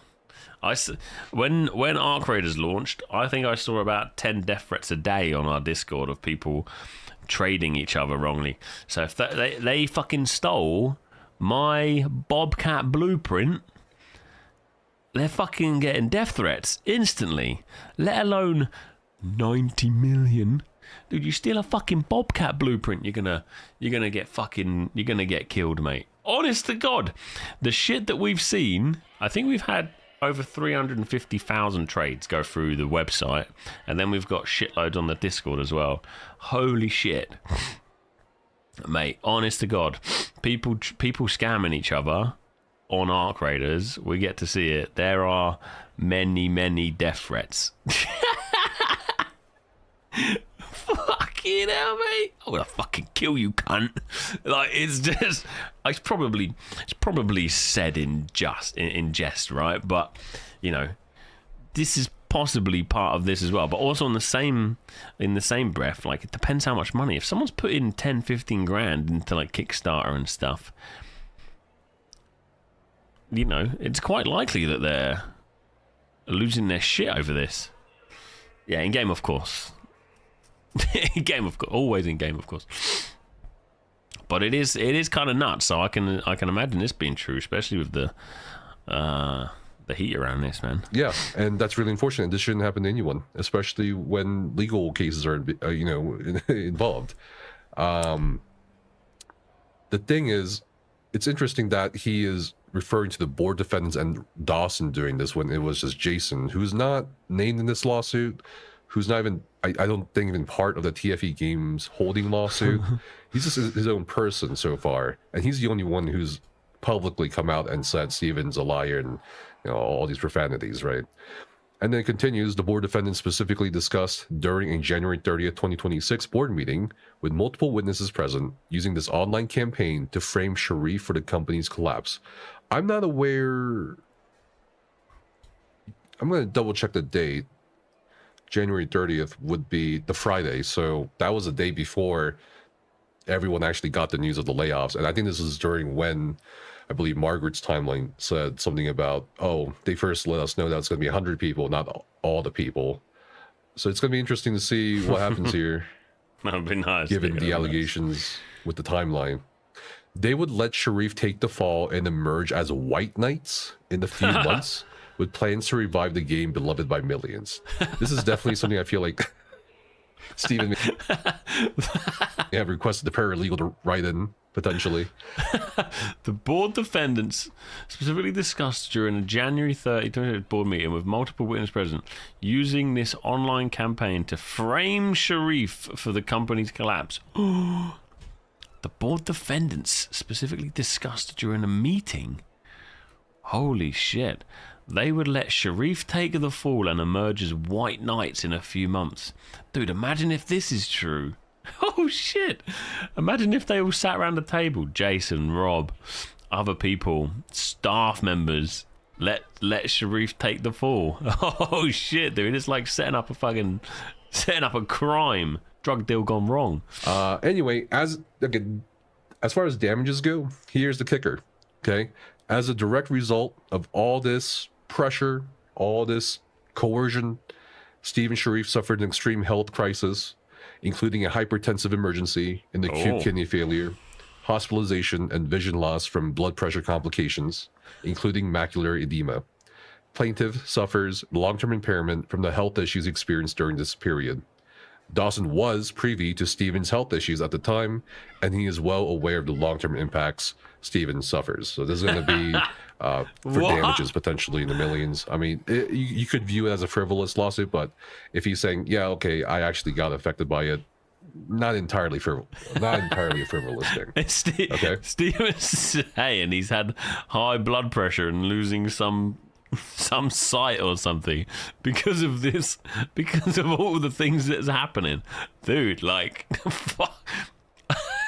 I mean, if Stephen is genuinely telling the truth and has genuinely put in his own money and genuinely none of this is true, then fair play, because he can claim on that. But I don't know, dude. I just can't wait to see when some fucking actual evidence comes through, man, and we can genuinely see what's going on. But, dude, holy shit. Plaintiff suffers long-term impairment from the health something issues he experienced during this period. He's fucking blaming Rob for stress. Basically, he's blaming Rob for the stress. But yeah, the thing is, if Stephen has not done what they're accusing him of, and if Stephen is really fucked up from this, that's fucking bad. But if he did do what they fucking said he did, even the text messages, in my opinion, you got no fucking defense, even from the fucking text messages alone. Like, I have no sympathy for him from fucking blood pressure complications just from reading the fucking text messages we read, let alone anything else. Like, he's not fucking getting sympathy from this, I don't think. Like, fuck me, dude. But yeah, he's basically saying he might as well be sat there going, "Oh, I've got anxiety and depression from this." Dude, my hair's falling out. My head's falling out from listening to this shit. And this is the part where Stephen's kind of painting himself in a more positive, heroic light compared to the allegations, doled out by Jason. Okay. Sharif embarked on a campaign to convince the board to abandon its foreclosure scheme. At every board meeting between January 3rd, 2026 and his January 19th, 2026 resignation, estimated to be between 10 and 15 times, he objected to the board defendant's plan to wrongfully foreclose on Dawson's junior secured lien without notice to senior secured lenders, to the board defendant's attempt to divert the funds from the Steam partnership from the company to TFE and to the board. Now, what? TFE moving funds from Intrepid Studios to somewhere else, like another bank account or another entity, that's also a potential big allegation too, right? In terms of legalities, potentially financial legalities. So that's something to keep an eye on if we ever get more updates. Next, Dawson frequently insisted that Sharif not publicize Dawson's role with the company. Right? This would be interesting, right? Because one of the big questions that we keep having is why the fuck did these investors not say something sooner? Why did they not go and see the staff members? Why not do something?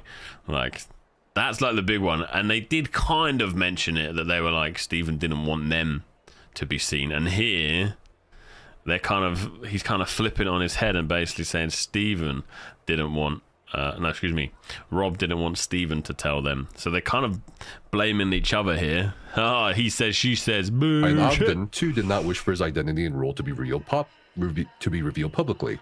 Sharif was under no express obligation to hide their roles and identities, but Sharif complied out of fear of reprisals and continued to act as an external face of the company. This is a little dubious of an allegation because even before Dawson had stepped in as an investor in about late 2022, early 2023, he never really revealed the identity of the other investors or, you know, the neighbor, allegedly, right? According to Jason's text messages that we have, his neighbor, his jeweler, never mentioned Jason on live stream. He would always say repeatedly on live streams, "I'm self-funding this. This is funded to completion. We have in writing on Reddit posts and in social media. This is fully funded. There's no outside investors." So this is where Steven's basically saying that they told him not to tell people about their role within the company or their involvement. He's kind of blaming them for. There's no board to answer to. So what changed, according to Steven, is he was afraid for his life. He was afraid for the safety of the company because Dawson is very intimidating. So he's like, all right, if you don't want to be known, I will not publicize who you are or what your role is, or even the fact that there are investors, which a little dubious, right? I mean, he could have stopped saying at that point then there are, you know, no investors, but it continued. You don't have to keep it up. So I'm not sure what happened there. Maybe it's because he thought that's what people wanted to hear. Who knows? Okay. Plaintiff first objected to the board defendant's plan during December 15, 2025 in-person board meeting. So this is not over Zoom. This is in person. Shit. Give us some money, Abis. And I'm hoping or assuming that there is evidence of this board meeting happening. There should be, hopefully. Specifically, Steven objected to the board, causing the company to not pay vendors, to the board's plan to lay off a large proportion of employees without requisite pay and benefits, and to the legality of the foreclosure plan.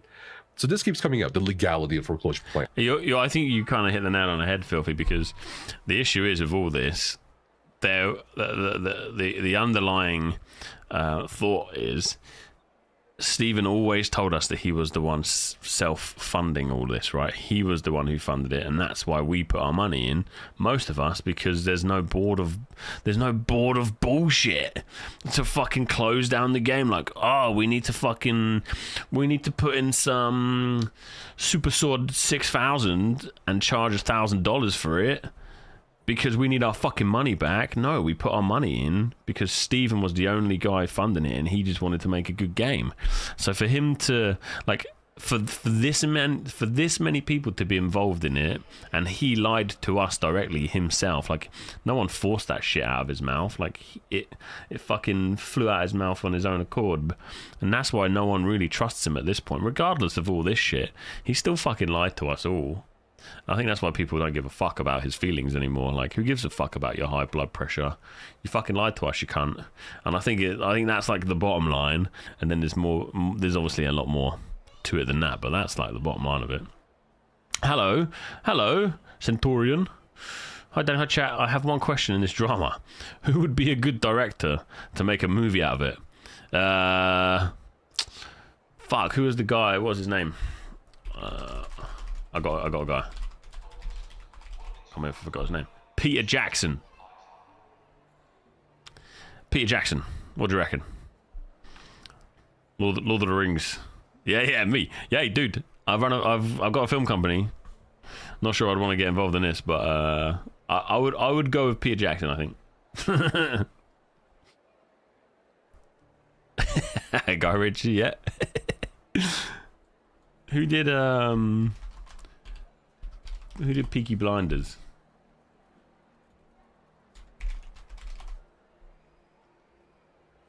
Peaky Blinders was created, written, and executively produced by Stephen Knight. Oh, different directors helmed each season. Otto, Tom, Colm, Tim. All right, let's get Stephen Knight in it. Let's make this. I mean, I feel like this could lend quite well to Peaky Blinders vibe because there's so much like dodgy fucking dealings going on in the background. You know what I mean? Michael Bay. Optimus Prime appears halfway through season 1. Jason and Rob are Optimus and Bumblebee, and Steven is Decepticons. Oh fuck yeah! I think that could be class, man. The guy from Megatron. Steven is Megatron. I think that would be class, man. I should make a comedy-like movie about it, and all the beginnings of the characters should be presented, and it'd be nice to have Steven as Steven. So this might be a solid argument here, legally, the way they handled the foreclosure or the way they handled the layoffs. I mean, this is something, whoever did the layoffs, right? This is going to be a big point of contention that they keep bringing up in this lawsuit. After the meeting ended and other board members had left, Dawson threatened Steven, right? So it keeps going. It keeps they just kind of keep repeating the allegations. Contrary to Jason's allegations and this is also where really did the interesting. 200K go, for example? Contrary to Jason's allegations and pictures, for example, he showed me, and I kind of wrote it out too on the YouTube comment, what the picture looked like, because he asked me not to share the picture of the QuickBooks. Where did the $200,000 go that was taken out of the $500,000 deposit from Jason? There were two $500 deposits. Where did that go? That went to, at least according to the picture I got, John Moore's checking account. And I've asked accountants this. I have some friends who are accountants, and I've asked an accountant friend I've met recently, is this normal to mix your personal accounts with business accounts, or to transfer business funding to your personal, and vice versa? All of them have said no. That's abnormal. That should not happen. That does not happen. Something's wrong there. There should be. I think it happens to some extent, right? Like let's say that I'm in the process of building a business, and the business runs out of funding.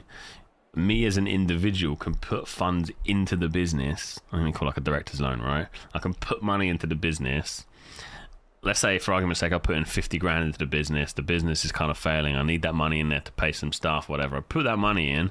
Once the business starts making money, I can then start to take that money back out as a director's loan. And I don't think there's tax implications on that stuff. I could well be wrong. I could be very wrong on that, but I think there's less implications once you loan your business some money and then you take back that money from the business. But the issue these guys have here, what they're talking about, is that you put 500 grand into my business, and then I straight away took out 300 grand into my personal account, rather than using that money to continue developing the business or whatever. So I think it is done, but not in this sense, right? You learn that from Steven. What, director's loans? No, mate. He didn't put anything in, Nova. I didn't learn anything from him. When I'm doing my stuff, I would put stuff in before I take it out. He doesn't do the initial stage. He just takes it out, bro. Be all kinds of checks and balances to prevent something like that.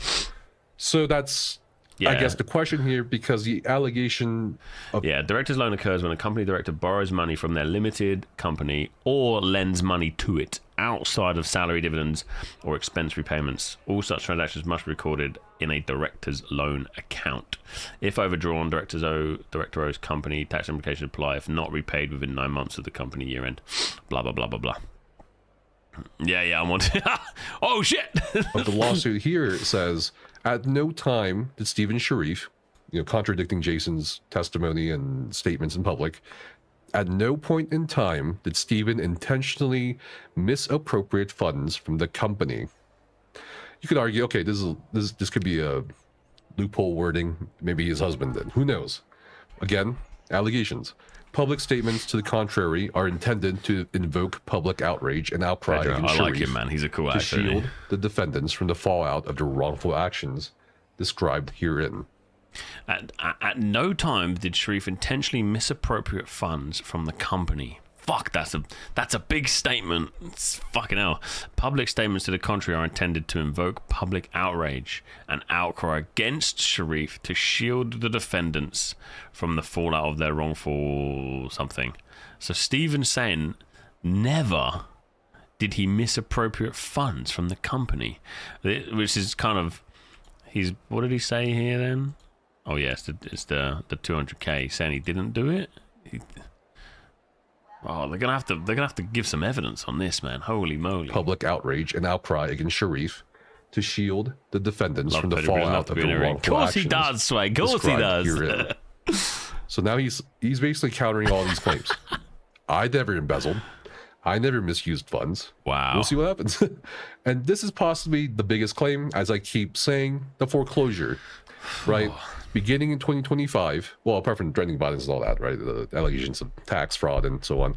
Beginning in 2025, the board defendants collectively devised a plan and agreement This is to crazy. take possession of the company's assets via a wrongful Article 9 foreclosure process using Dawson's junior secured lien against the company. So basically, Stephen is saying the opposite of what they're saying. He's saying that they colluded this. They created a plan to get him out. They intentionally planned to do so without providing proper and legally required notice to senior secured lenders so that they could Holy transfer shit. company assets to a new company created and controlled by Dawson, TFE, and wipe out equity holders and prior creditors in Intrepid. All of the board defendants are likely members of TFE. The board defendants also intended to lay off a large proportion of the workforce without required wages. A lot of this is kind of in line with what this Jason was saying, right? Like, the plan was to get Stephen away from it because Stephen was the one that was basically paying his boyfriend fucking millions of dollars. So they wanted to fuck him off out of the company because he was being a cunt. So that makes sense. The second part makes sense as well, is that they couldn't afford the fucking $2 million a month in wages. So they were going to get rid of a bunch of staff, which again probably makes a lot of sense considering the place they were at, considering they did launch an early access. A lot of it makes sense. It's just he's saying that they did it as a complete plan to fucking destroy the company rather than keep it going. Fuck. PTO and severance. Shit. So this is another big kicker in this claim because, oh my god, you're not handling the layoffs correctly. You're violating the... One sec.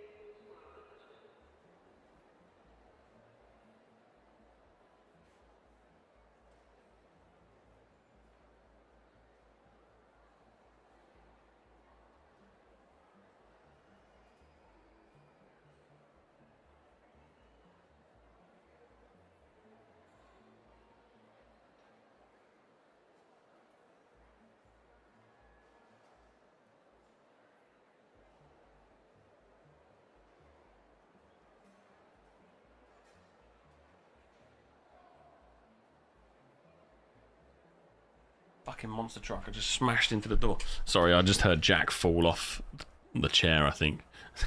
He stacked it off the chair and landed on the floor. I just heard a massive bang. They're doing some painting and Zara's in a lesson and Jack's doing some painting and he fucking stacked it off the chair.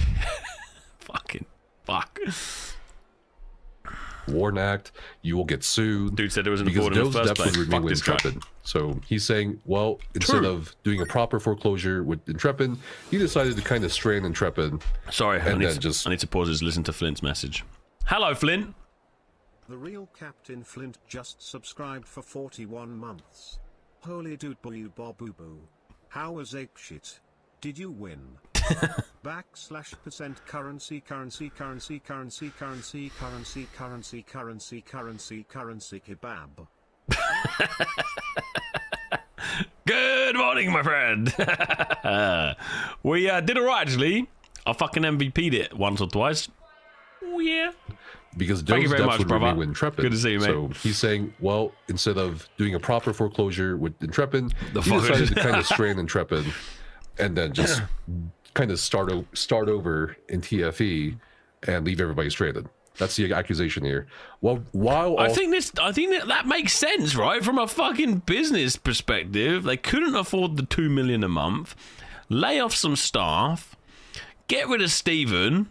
Poof, poof, poof, poof. You're so smart, Danny. To be fair, I was quite a smart monkey. Crazy. I was picking that game up pretty quick. You know, I'm representing Power Gaming. I was gaming, man. also bringing a proportion of the employee base over to TFE to finish development of the Ashes of Creation project in order to monetize it for their own personal benefit. That makes so much sense as well. That makes so much fucking sense. Dawson had indicated that he was considering executing this strategy to I obtain think that makes greater sense. control over the development project as early as 2024. Whether that's true or not, we're not sure. No one knows yet, except the two sides who can offer evidence. One thing I think from Jason's statements is there's not much to say about Ashes of Creation. It is a scammer game. That's it. What do you mean, Neil? Dude, I've just set up a new affiliate link. If you'd like to purchase, it's I get a nice kickback. I'll be like this far up the pyramid. You'll be about here, maybe here. You know?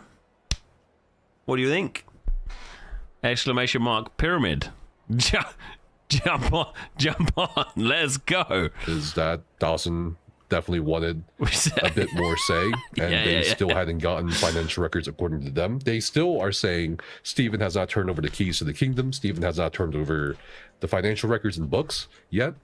It's been like pulling teeth to get those books and records. Yeah. So it's like a he says, she says at this point. He says, she says.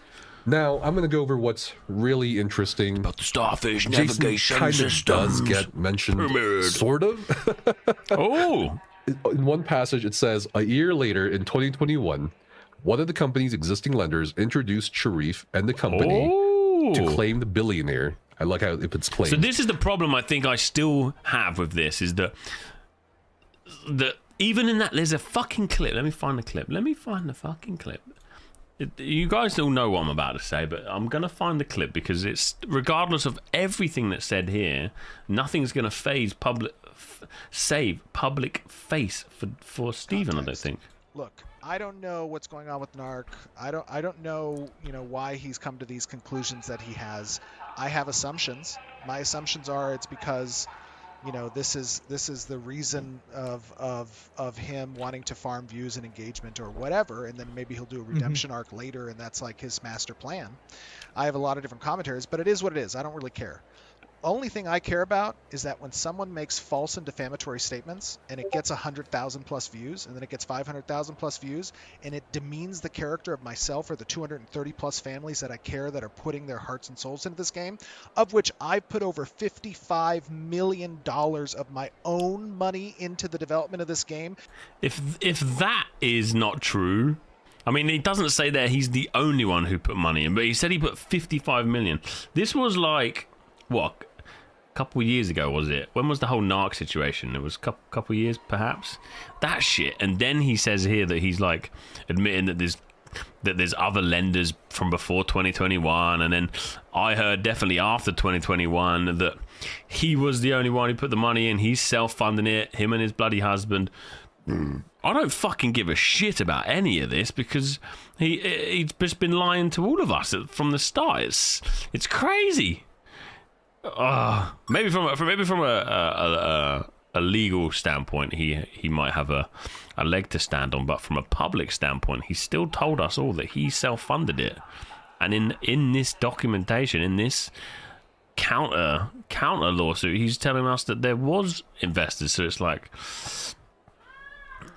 yeah, I mean, maybe it's not wrong, Richie. Maybe he did. He has been putting a lot of money into it, but it just wasn't his. Based on his husband being paid $5,000 each, then assuming that was from the start, that's $9 million he already has back. Yeah, oh man, it's mad, isn't it? Curious Holger, hello. Have you tried Mortal 2 online? Mortal Online 2. I haven't actually, but I had a couple of friends that played it, and I watched them play a lot. I liked the core concept of that game. I liked it. We did a lot of Last Oasis, New World. Watched the boys play Mortal Online 2. Apparently, it's not as hardcore as it used to be. Hopefully it starts to pop off. Fingers crossed. Almost 100 million put into this game. I still can't imagine how you can put so much money into it and be so bad. True. It's an amazing game, bro. We're getting a lot of active creation, guys. It's great. Wait, well, fingers fucking crossed. It pops off. Fingers crossed. 600 players? Hey, let's go. Do you play Dune Awakening? I've been very lucky. I've picked up a few Dune Awakening sponsors over the last few months. So we played it pretty heavily on launch. There was about 60 of us in the guild playing it. It was fucking big. It was really big for us. And then we kind of went into it with the end game deep desert in mind to build a base and all that shit. And end game flopped from a PvP standpoint. But they've really done a good job on the PvE. But I've only played it through sponsors at the moment because I'm just waiting for it to cook, you know. But when are we gonna talk about players instead of buying unfinished games?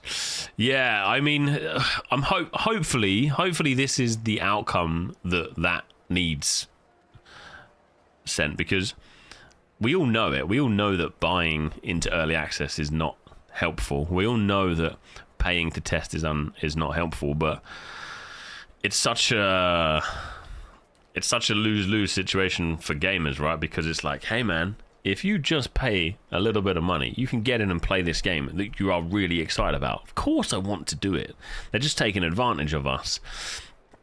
Same with early access. It's like, oh man, we're in this fucking age where there's dickheads like me creating websites and content on games. So you just have to really, it's like the new Netflix documentary comes out, but your wife is just not ready to watch it yet. She's too busy finishing off, I don't know, the last season of Friends or some shit, right? So you're like, right, the fucking series is out, man. It's there. It's right in front of me, but I gotta fucking wait days and days and days for her to finish this fucking series that I just don't want to watch. Mate, how do I not watch this? Do you know what I mean? It's kind of like that. Flint is in here. Flint's out playing this game in early access, and I'm really trying not to, but Flint just doesn't stop sending me pictures of himself in this game, and I'm super excited. Fuck you, Flint, basically. So it has to be a real collective effort. Like, I don't know how we're going to do it, but it really has to be. I am. It has to be a collective effort, and there are people like me as well who are, you know, the Sons of the Forest is a great one, right? Sons of the Forest launched in early access. It did get a lot of great feedback. Then when it actually launched, it's actually in a better state. And here's another terrible example. Do you remember Throne and Liberty? Throne and Liberty didn't launch in early access. Throne and Liberty launched. But there are many times where a game is better in early access than it is when they finish it, because they take direction from these motherfuckers who don't really know what they're talking about. People like me, right? They take our opinion, they fuck up the game, and then you stop playing it. So the start of a game, sometimes in early access, is far better than what it is on launch. So we're in this situation now. It's like, fuck, dude. If I don't play, then I might be fucked long term anyway. I don't know. It's just a cesspit of shit, and it's really hard to stop it. So hopefully, this does create a bit of a movement, but we really need big people with big reach and a lot of influence to really support the movement, and just everybody get together and stop doing it. Chasing the goose. There should be some laws established. Yeah, that would be good. Hopefully something comes off the back of this. It's very true. It's very true. Yeah. Sounds like a Playboy Daddy still everyone to finish TV show. Yeah. No, she's actually very good. She's very good. We normally watch stuff together, or, you know, if I'm busy, I'll watch it here while she's watching it somewhere else. Yo, Dark, what's up, brother?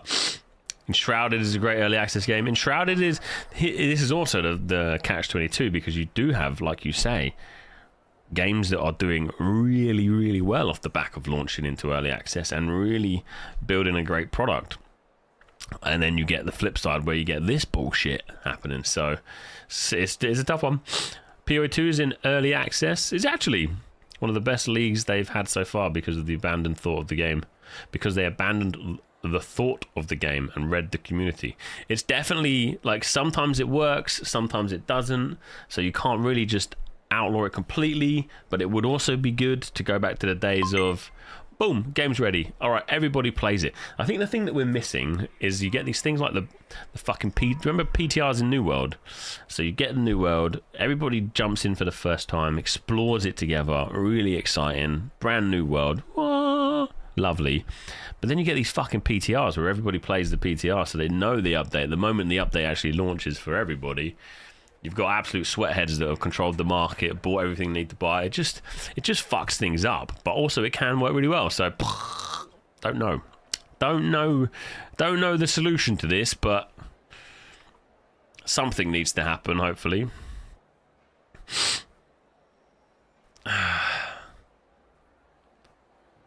No Man's Sky was shit back in the day. So did No Man's Sky launch as early access, or did it just launch? Anyway, it has pros and it has cons, and then you have serious cons. Claimed billionaire Robert Dawson as a potential lender. So this again aligns with Jason's timeline. He says he introduced his friend Rob Dawson to Stephen Sharif, and that from that point on, from about 2021, I think so too, Gandalf. Early 2022, and then they just made it better. Now, Dawson's been the one funding everything. He's put over $90 million in, according to the sheets I saw, according to the cap table I saw, according to Jason's statements. Okay, you're sweated. And it says it here even. Dawson continuously extended debt to the company. Dawson was originally cooperative and supportive of Sharif in his vision, and he held himself out as a confidant for Sharif. Dawson, it makes a kind of snide mention here at Dawson, as if Steven also did not come up in the multi-level marketing space either. But he says Dawson came up in the multi-level marketing space, and he was not a gamer. Probably the worst allegation to make about somebody in court, ladies and gentlemen. Fuck it. He's not a gamer. I would probably just die from shame if someone called me not a gamer in court filings. Okay, all right.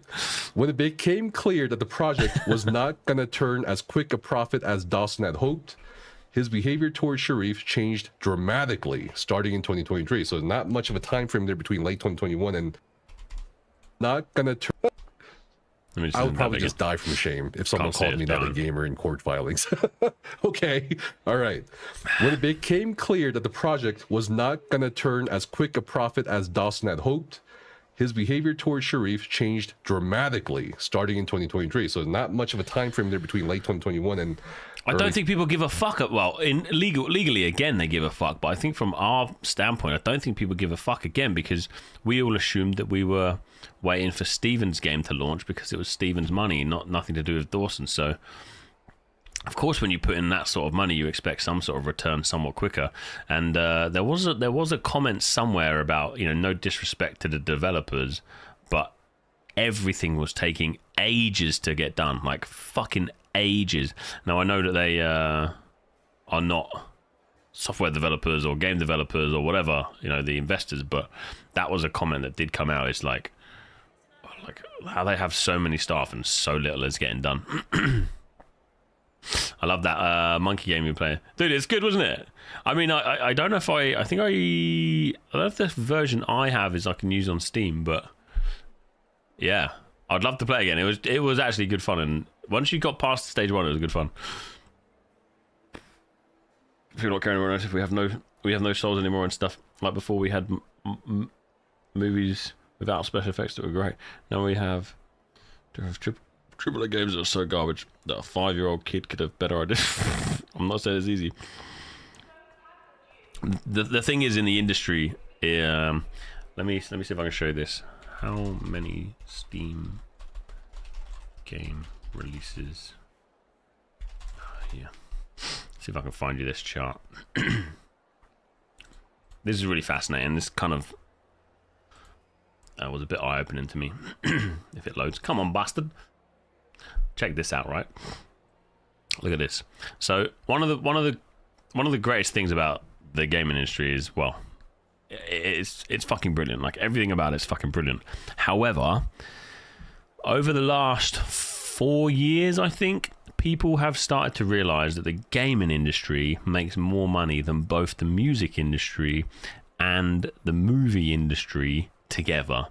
So there's so much money to be made in gaming that it feels like, I mean, of course this is what it is, right? But it feels like in the last, I mean, it's hard to put a number on this, but realistically the last six, 7 years, things just get thrown out. Like, the love and passion for creating games isn't what it used to be, and I think that is possibly because there's a lot more corporate investors involved in it now, because they're here to make money. They're here to make games, but they're really here to make fucking money. That's the main thing. It's all about money making more than anything else. It's just fucking bang it out. So this is really interesting to see, right? Look at this. Last year alone there was, what is that? I don't even know what the fucking difference is between limited and games. Perhaps early access? Games? Limited games? Whoa, here we go. Limited games have profile features, limited flag. Steam automated name was profile. Games that do not have the profile do not count towards game. Oh, something to do with Steam.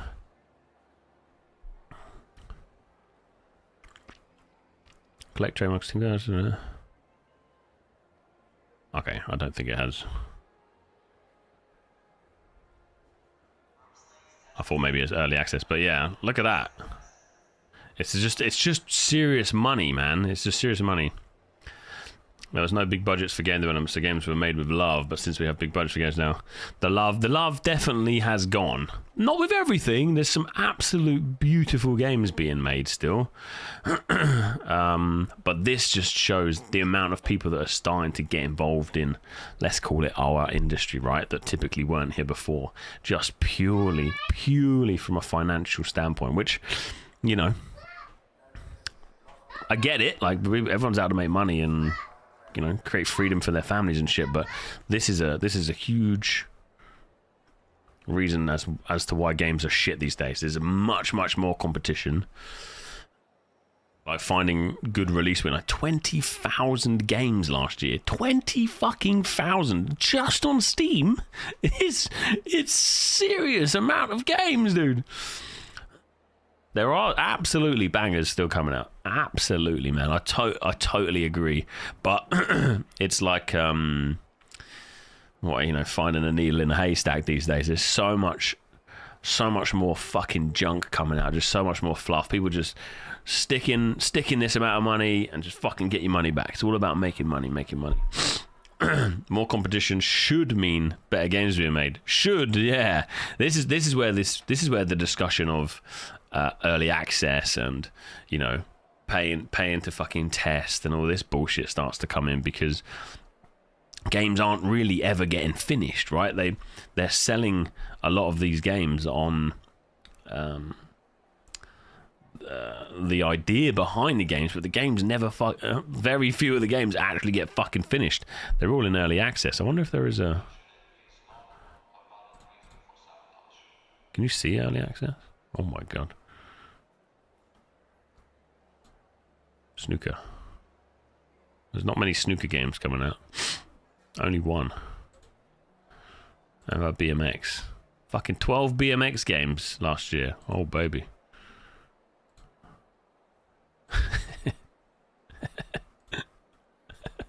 Anyway, yeah, you're right. It should make better games. Do you know what was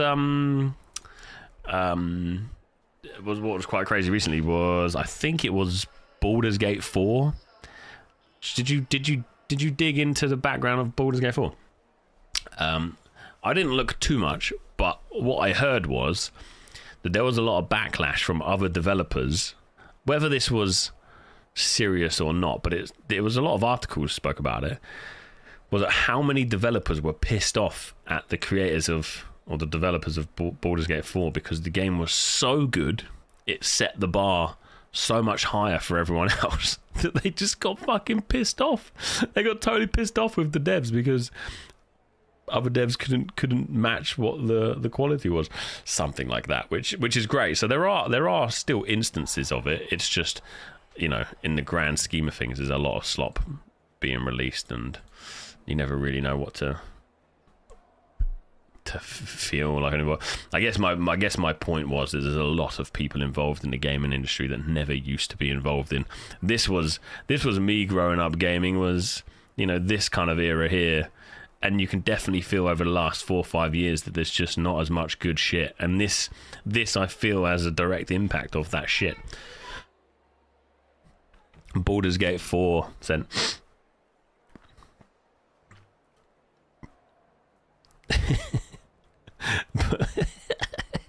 It's a giant yap fest. I think it was just like, I actually personally haven't played it, but it's just kind of hearsay, right? Oversaturated it is, yeah. Fucking hell, man, you stopped gaming or what? Yeah, gaming, mate, don't do that anymore. There's no good games to play. There was only 20,000 games launched last year, and I can't find a good one. Going back to Guild Wars. Imagine 20,000 games and not one good MMO launched last year. Dude, MMO's in the fucking bin. So sad. So sad. Oh, flashbang. By default. Theory of the fee market. That should be the end result. What are you guys chatting about? Maybe it'll suck.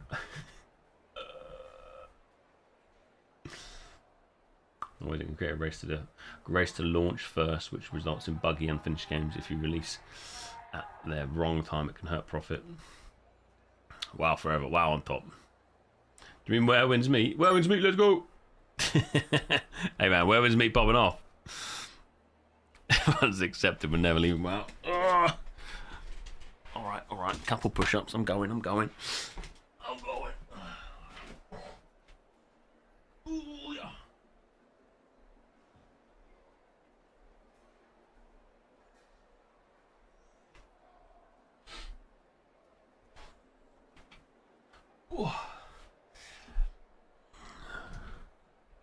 The only good MMO is WoW.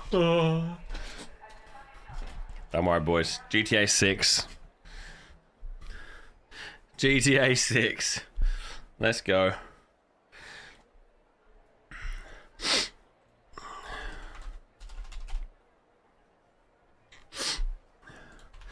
GTA 6 and Red Dead Redemption 3.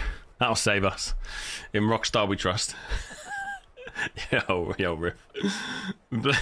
Yeah, hold on, boys. I'm just getting the servers back online, and we'll be in.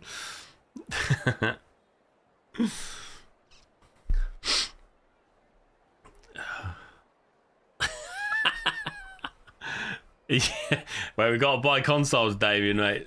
It's the only thing. What we're gonna have to do, we're gonna set up an old school LAN party. We'll all turn up with our consoles and TVs, and we'll all sit in a room side by side, and we'll hook up to the same network together.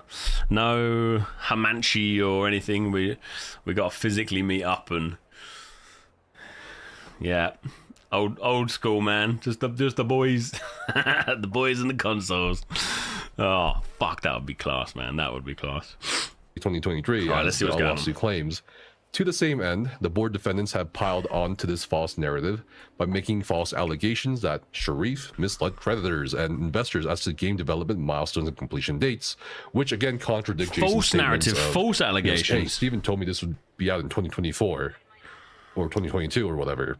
That Sharif misrepresented the nature of his relationships with business partners, and that plaintiff and more misappropriated or embezzled company funds. On information in this belief, the board defendants have taken the further step of distributing defamatory material. This is referring to Jason getting on the call with me, kind of leaking all this stuff to me that I had to process for the previous videos. So this is really interesting. He's not mentioning Jason by name, but he's alluding to Jason on the timeline and also in the recent events. I'm not sure if he thinks Jason is like working with them and like, with them on the lawsuit, or if he's taking orders from them. Who knows? But that's what's being alleged here on part of the defendants. Okay, man, it's fascinating, dude. I remember. Do you remember the old big? What am I doing? I'm building a house. What does a monitor look like? This, like a box. Big fish, little fish, cardboard box. back-to-back PCs playing fucking Command and Conquer. Oh yeah, mate, that was the good shit. Holy fuck.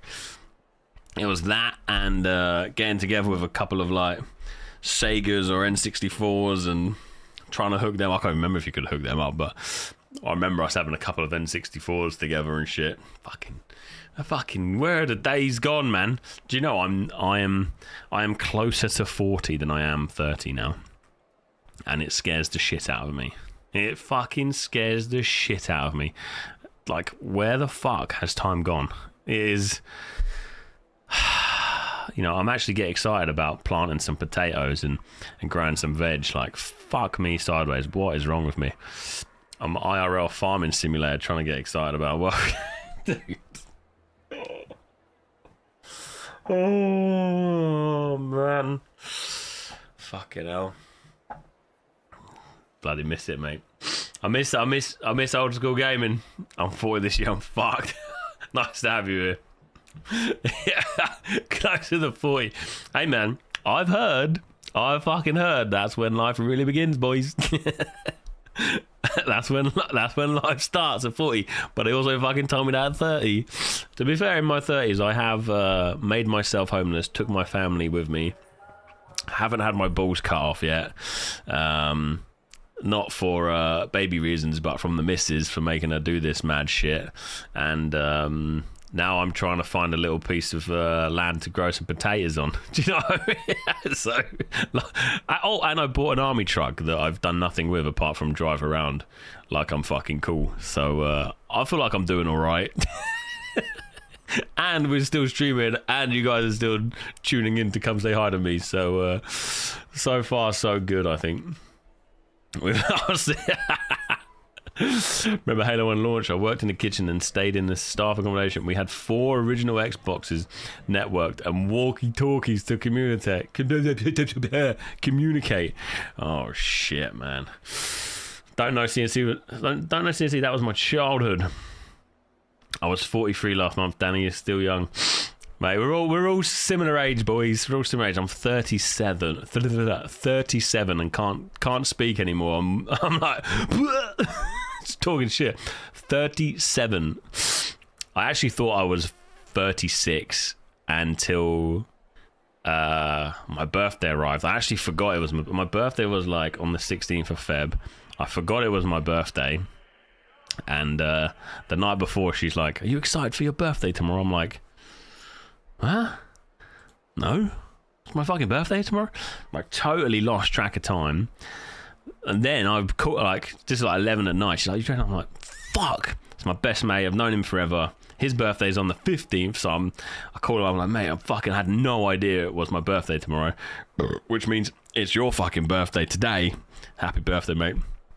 And he texts me back straight away like, "Bro, if you forgot my birthday, that means you fucking forgot Valentine's, you cunt."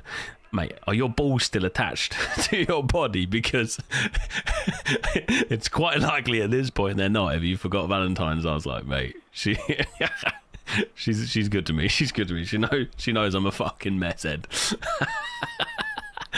But yeah, oh, thanks, man.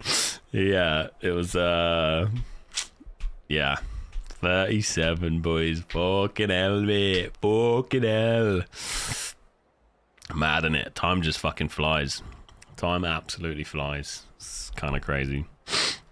Shut up. What do you mean not? Nah. What do you mean? I'll take it. I'm going to shave my head soon. I've got to shave my head and my beard and I look like a baby again. We're not recognizing Valentine's as an actual thing. No, that's good. Waste of money. We're at that point now where Valentine's is bullshit. Birthdays, bullshit. Christmas, bullshit.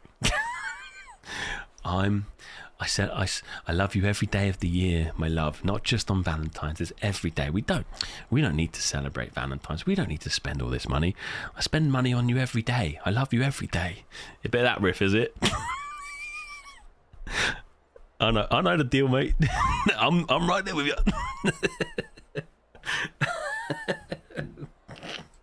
Anyway, let's crack on. Even more interesting here is the thing about Commerce West Bank.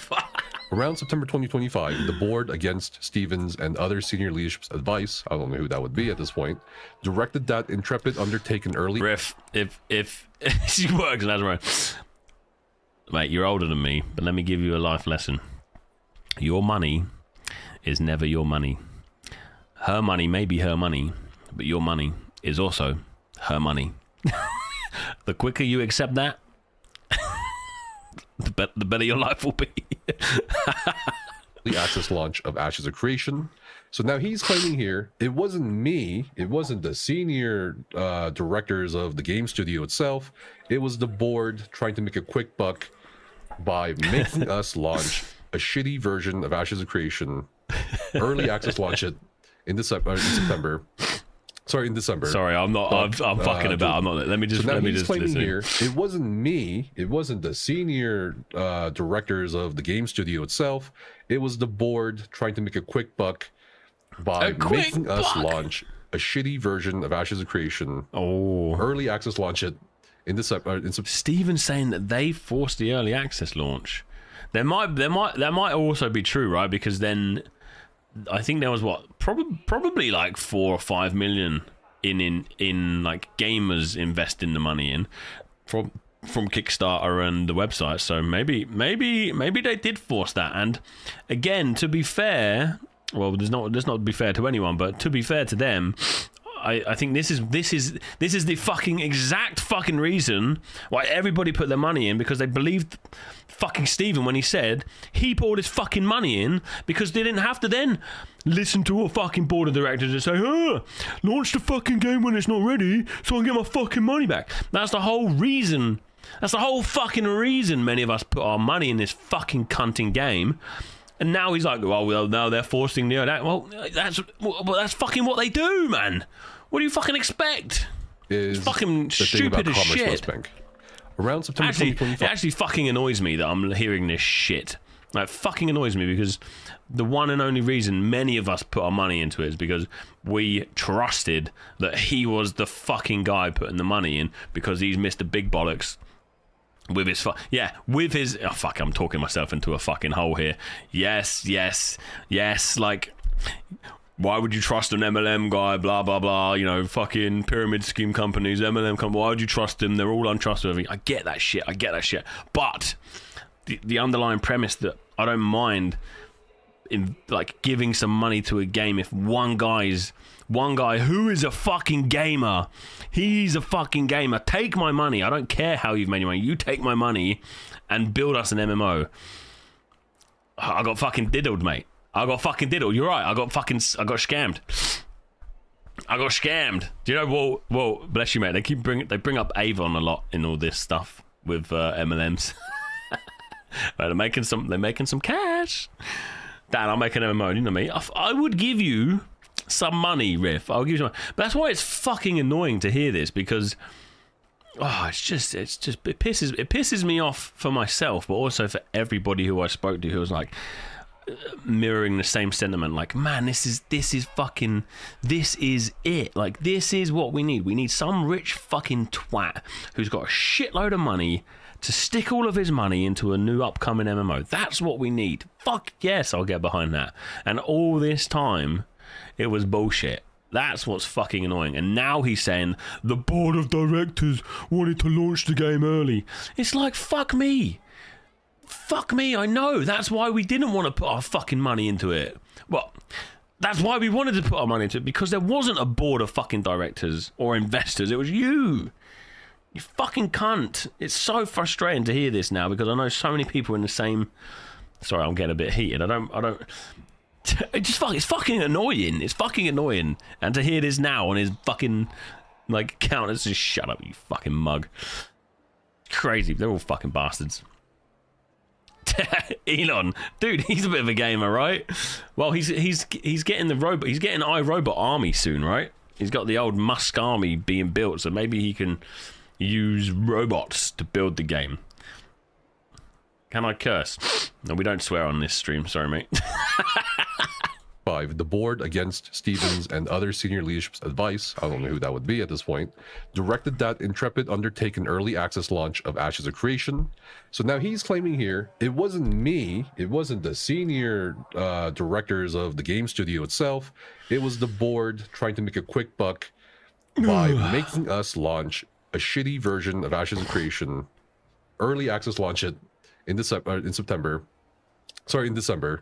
and get that money back somehow. I don't know. That's what he's kind of claiming here. The lawsuit says they're not going to make a access fucking launch occurred on December 11, 100 million quick 2025. buck. It just kind of goes over what Steam is. And then Ryan Ogden, it says here, according to Steven, excuse me, specifically assured Commerce West Bank that the revenue owing to the company from Valve under the revenue share agreement relating to the Steam Early Access launch would cover outstanding obligations on the Commerce West Bank loan. So now Steven's saying, I'm not the one who fucked up the payroll if it was going to come from the Steam fund. All right? Ryan Ogden reached out to the bank and told them the fund from Valve that we have from the Alpha 2 launch will specifically go to Commerce West Bank. Will go to you guys.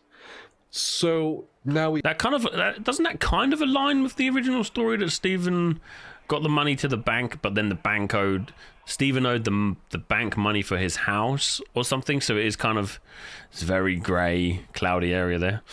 I feel like the game development is a bottleneck. Throw more money at the problem doesn't speed up the process if the talent or adequate planning is not there. It's very true. Who the fuck you think he is? That sheriff making money on the back of people. Yeah, that was apparently his past. Hello, Cogs, brother. I had no idea about Steven's past. Also was a genuine dude passionate about games. Hey, man, I heard about it, but I also didn't think it would. Kind of digging myself a hole here.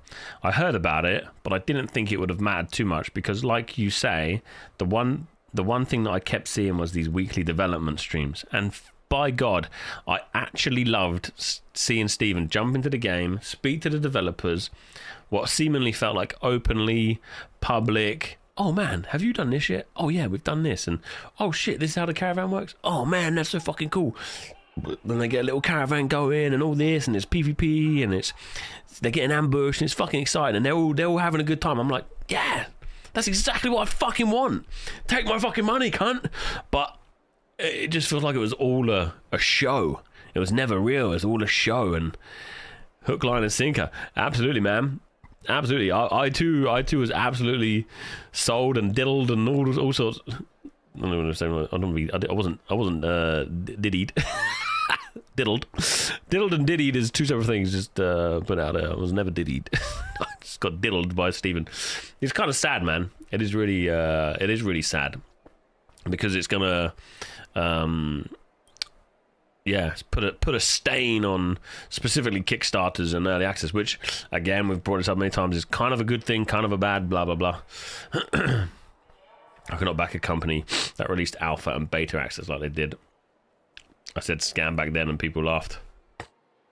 I think the thing is, Richie, I think we spoke about this a few times. It's like whenever we spoke about Ashes as a scam, we always spoke about Ashes as a scam like Star Citizen's a scam, right? Like, it's a scam, but I'm fucking playing the game. So what is, that was the kind of scam, not this kind of scam. Like, this is just fucking bad.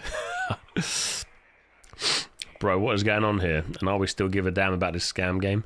No, we don't care so much about the scam game. I think this is going to have quite an impact on the gaming industry as a whole. I don't think so much from like a gamer's perspective, unless someone really drives like a movement to stop investing into early access games or all that shit. I don't think anything's going to change for us, but I'm hoping you're seeing lawyers pitch in and just it's all got very legal, so hopefully there are some laws put in place that will stop this kind of shit happening again, or at least raise awareness to it happening again. So I'm hoping that this will have a good impact on that. But yeah, I don't know, man. We don't give a fuck about the game per se. It would obviously be nice if the game did launch for the people that have put money in, and you know, the more good games, the better. Let's be careful. The more games, the more good games, the better. But yeah, we're on episode 3 of Ash of Creation. I'm still having trouble processing that he was conning us all the time.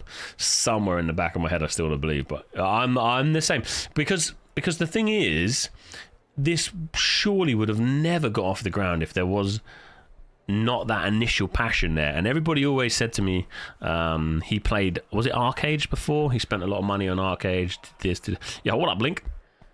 Yeah, he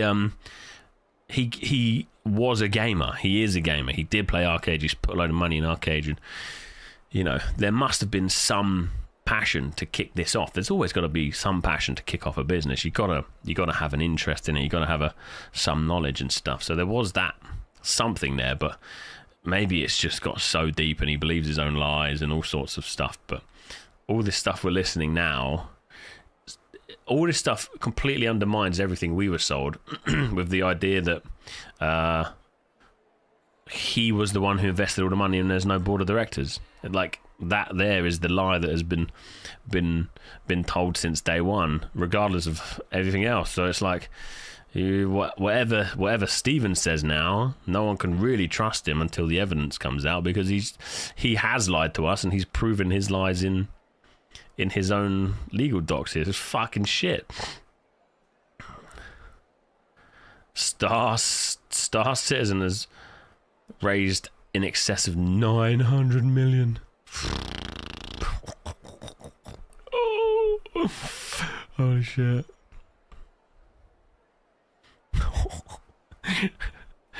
Mate, I'm like, the thing with Star Citizen is we've like jumped in. I've put my $40 in. I've flown around in a ship. I actually, dude, have you? I mean, I don't want to digress here. Have you seen this? Let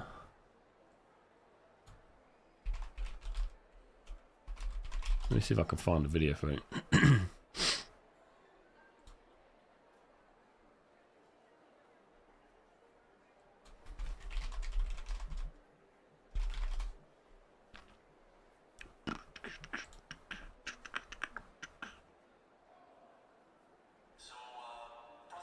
See if I can find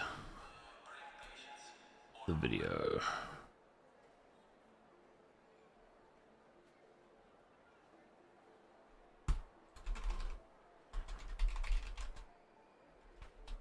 Have you seen the joystick flying people have done?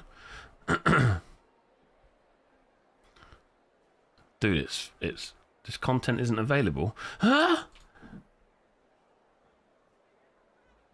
Was it a scam? This might be the wrong video, but fuck it.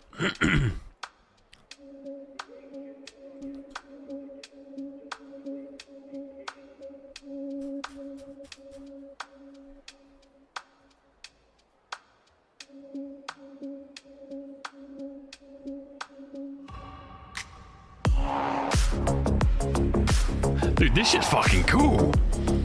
This is fucking cool. Take my money.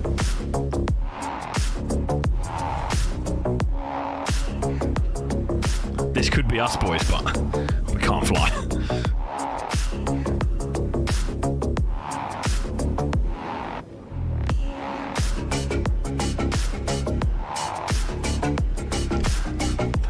Do you know what I mean? I don't give a fuck. This is cool.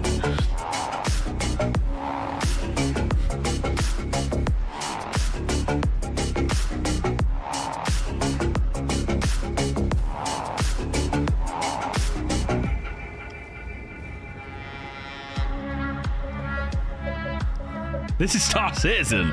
Yeah, mate, it's fucking class. This is when always people say to me, "Oh man, I always knew Ashes was a scam."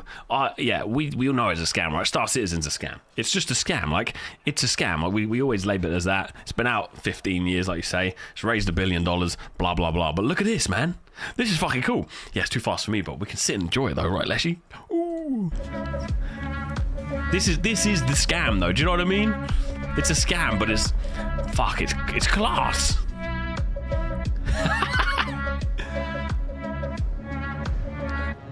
Whoa.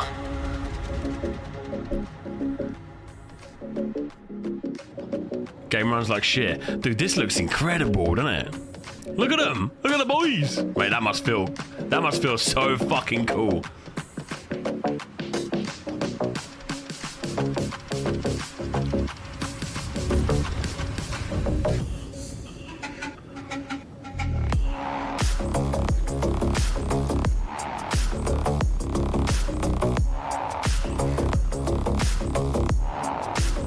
Yo, people would argue the same about Ash's riff.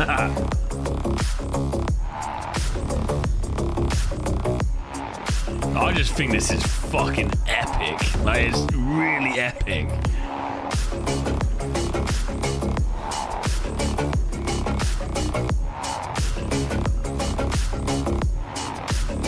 Whoa!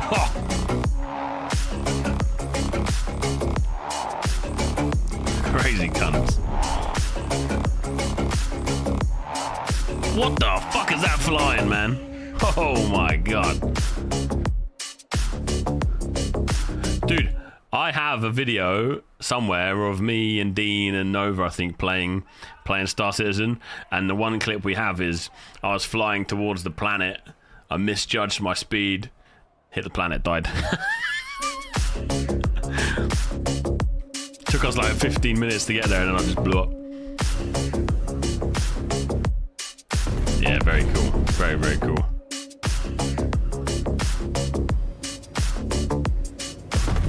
Oh, there we go. Yeah. Fucking class. Anyway, back to Ash of Creation. We have very conflicting information here. We got Jason's statement saying, well, Steven, out of spite, reported the Valve Fund to, or let the Valve Fund go to his home loan through the $6 million loan from Commerce West Bank. Now, Steven's saying Ryan Ogden is actually the one who let the bank know that's okay, that the revenue from Steam went to Commerce West Bank. Interesting. Now, there were redactions in the filing. I'm not sure why. But fortunately for us, whoever attempted the redactions did not actually redact it. They just kind of put a black highlighter over the text. So all you have to do is, highlight the text that's redacted and copy paste it into like a Word or something, right? Or a notepad.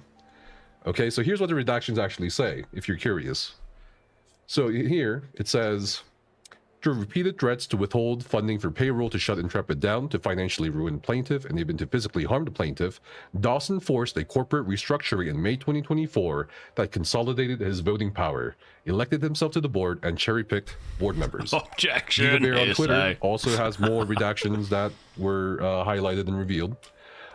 Just by May 2024, Dawson demanded a global settlement restructuring agreement. The settlement agreement. Under the settlement agreement, the parties resolved any and all disputes or disagreements. So this has been going on since 2024, including those relating to any actions or governance of the company prior to the effective date. Some more redactions show, as a result of these conversions, Dawson became the majority shareholder in the company, holding a total of 4,008.67 shares of Class A, B, and C common stock, which is approximately, or was approximately, 58% of all shares. Make a point. Okay, pretty interesting stuff. That was redacted. I'm not sure why it was redacted. All right, ChatGPT is somehow involved in client data. Timestamp -1, unused secret ID, 1, fuck off. What is this? Please tell me like one of the devs have put this in the game code somewhere. Creation. We're still not exactly sure what this means.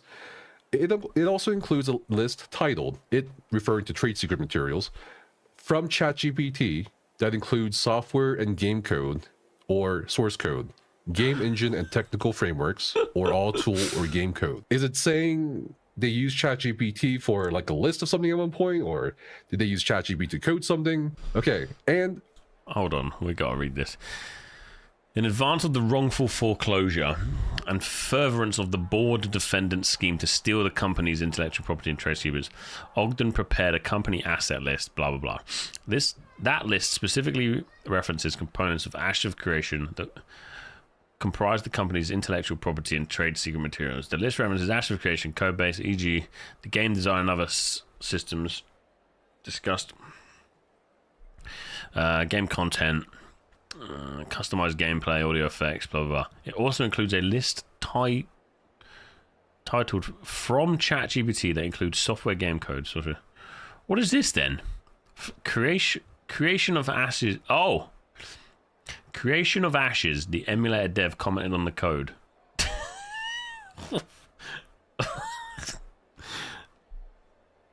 There is someone creating... Well, trying to put Ashes back online. I'm guessing they've called it Creation of Ashes rather than Ashes of Creation. Okay.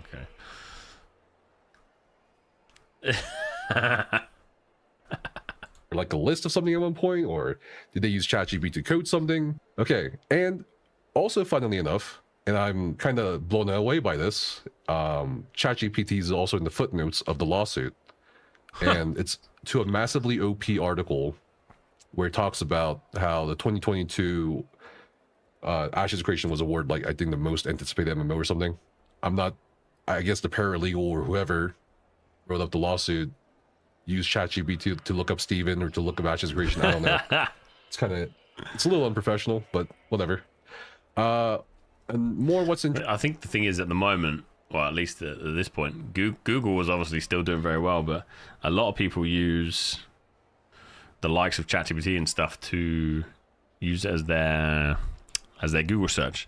It's a lot more personalized, so you can just basically say, I'm looking for this guy from this company, give me as much information as you can on him, rather than you doing the work. It will go and find it all for you.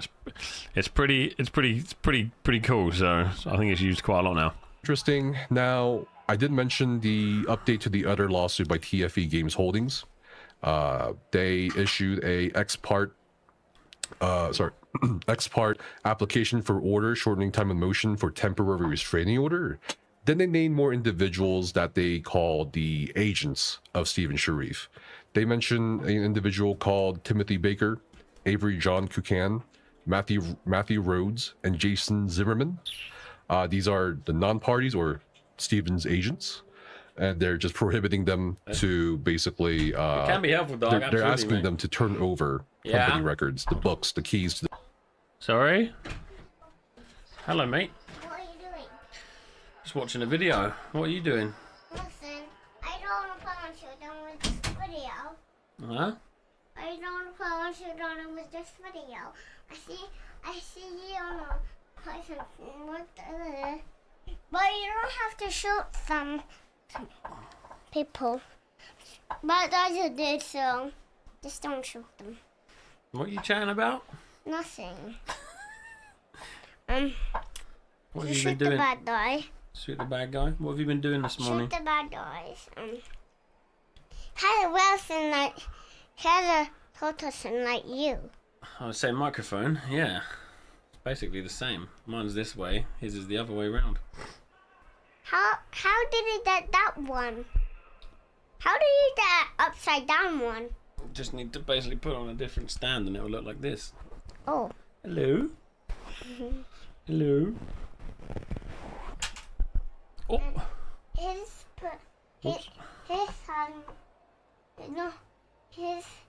has a button standing on the top right there. What have you been doing this morning? Nothing. Unless you've been doing something, what have you been doing? Dan, turn on the noise. Turn on the noise. I want you to turn on the noise.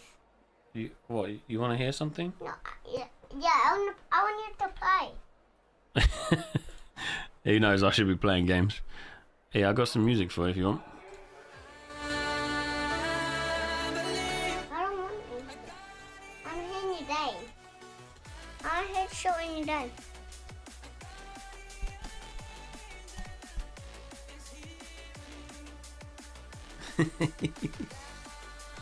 He's dancing. Yeah, we do some gaming soon. We're just listening into some drama, Jack. It's down. He's down. Tell me what you did this morning. You did some painting? Yeah. What else did you do? Listen. Doesn't I have a monster? Huh? That's a monster truck right there. That's a monster truck right there. Looks a bit like one, yeah. That's an army truck. Yeah, maybe. Right, can I watch the rest of this video? No. Oh. Oh. That's that then, boys. And it says here even Dawson continuously extended debt to the company. Dawson was originally cooperative and supported the Sharif in his vision, and he held himself out as a confidant for Sharif. Dawson, it makes him kind of... Sorry, Jack's got control, boys. A snide mention here at Dawson, as if Steven also did not come up in the multi-level marketing space either, but he says Dawson came... So see you later, boys. See you later! See you later. We had a good morning.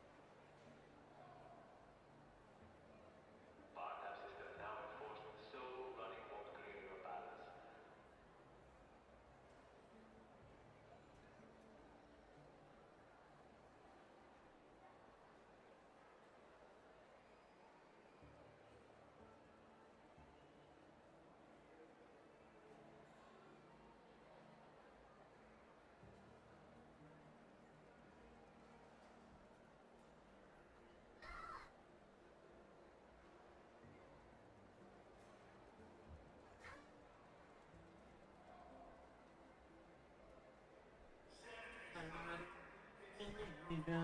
Oh.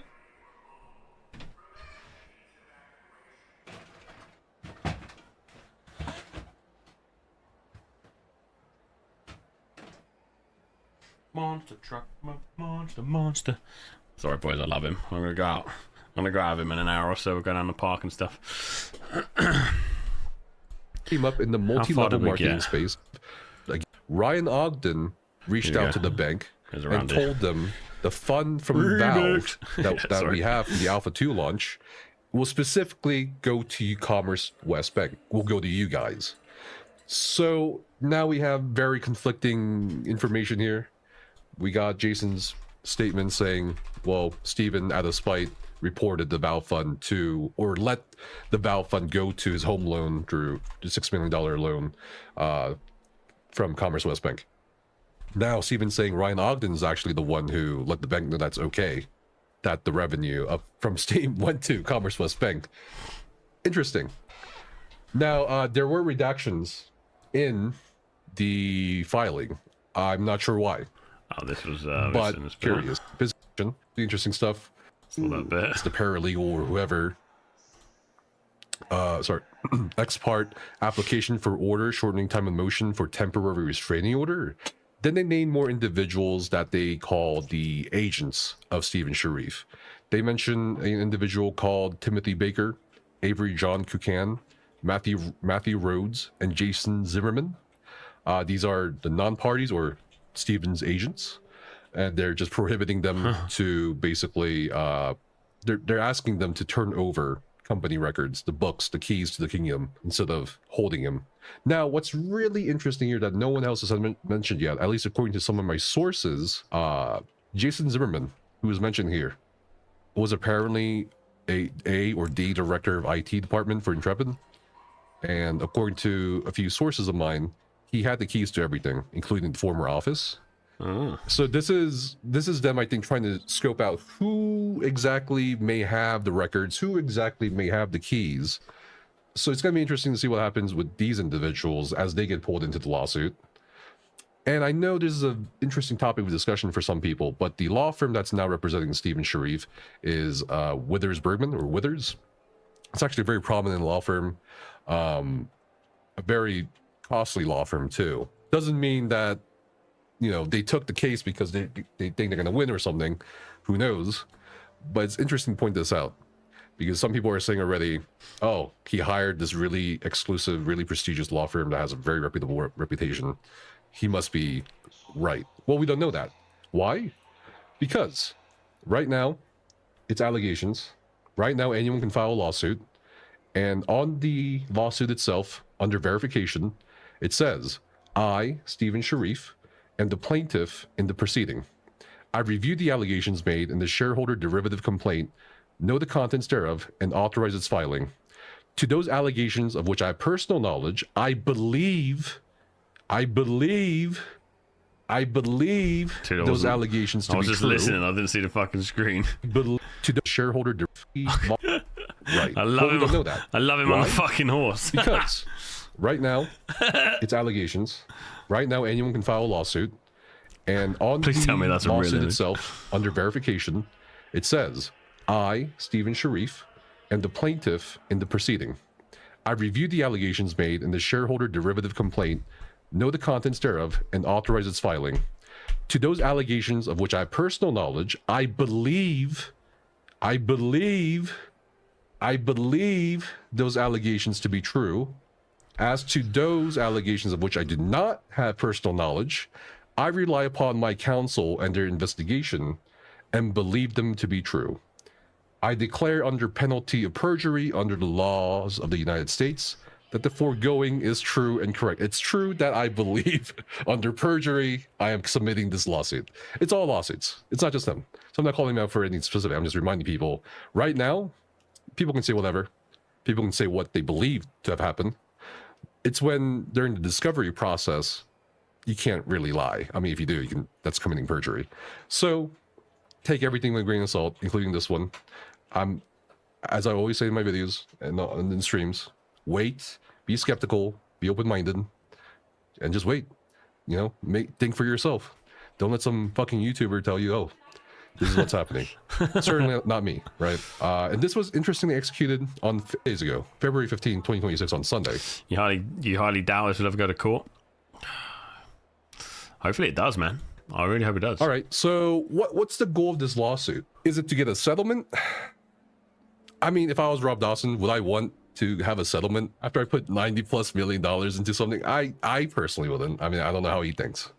Who knows? Maybe he thinks $9 million is whatever. I don't think so, personally. Is it Stephen telling the truth at last? Is he finally breaking his silence at last on what actually happened? We don't know. We don't know. Maybe it is. Maybe it's an attempt to try to bring light to the truth that's somewhere between the middle. Hopefully this one continues, mate, because I think the issue is there's so much money involved from the investors' side, even just Rob, right? The 90 million or something. I don't think they're ever going to get their money back because the game's not going to launch now. So it's like the only outcome of this is to prove who was right or wrong, surely. I don't even know, mate. I don't even know. Whenever I start speaking about something, I'm just like, fuck, that doesn't make sense either. It's like, Jesus. Yeah.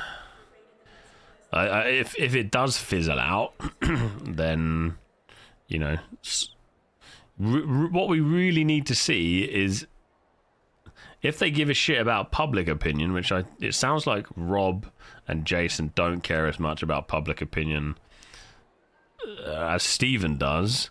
But what would be fucking great is to see Steven, Rob, and Jason sat around the table and somebody just questioning all of them and just fucking have it out. That's what I want to see.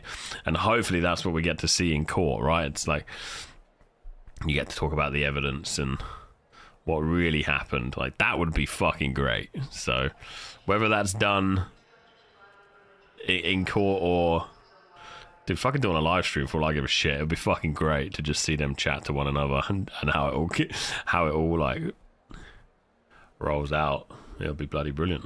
Let's see what the rest is going to say. Of the two parties, you know, this is my personal opinion. I think the goal here is probably Steven kind of doing a little statement in public, little PR move. And the reason why I say that, okay, and thanks for coming to my TED Talk, by the way, is if you look at the messages from Steven in the days following the sudden collapse of Intrepid Studios and the layoffs, where, by the way, the employees are still stranded, which is really, really awful. Okay, they haven't been paid or anything. They're, some of them, not in good situations. Okay, he said, "I made a statement. Please be patient as the week continues to unfold the necessary process. Wait until there are more facts available. Okay, I'm gonna set a public filing. The record will be set straight with proper public filings. Okay, I'm gonna ask you for patience. I know people have a lot of questions at the moment. Oft hope is born when all is forlorn." Something like that. All right, he's communicating. This is a statement. This is him talking to us through the public filing. And Steven actually said something. I don't know if Steven's in our chat now. He is. He is? But here's the thing. If you can blame Jason for not doing his due diligence as an investor in researching the gaming industry or looking more into Steven's project, I think you can also blame Steven if he went to scummy investors or mafia investors. You know what I mean? You're not forced to accept offers from venture capitalists or investment groups. Like, as someone who's also in the tech startup space, I'm not going to immediately accept the first offer I get. I'm going to go to VCs and give my pitch, see what they offer, and then look at what they want, and then I'll decide from there. We're going to have to wait and wait until the dust settles. In the meantime, I will be releasing a video this weekend about the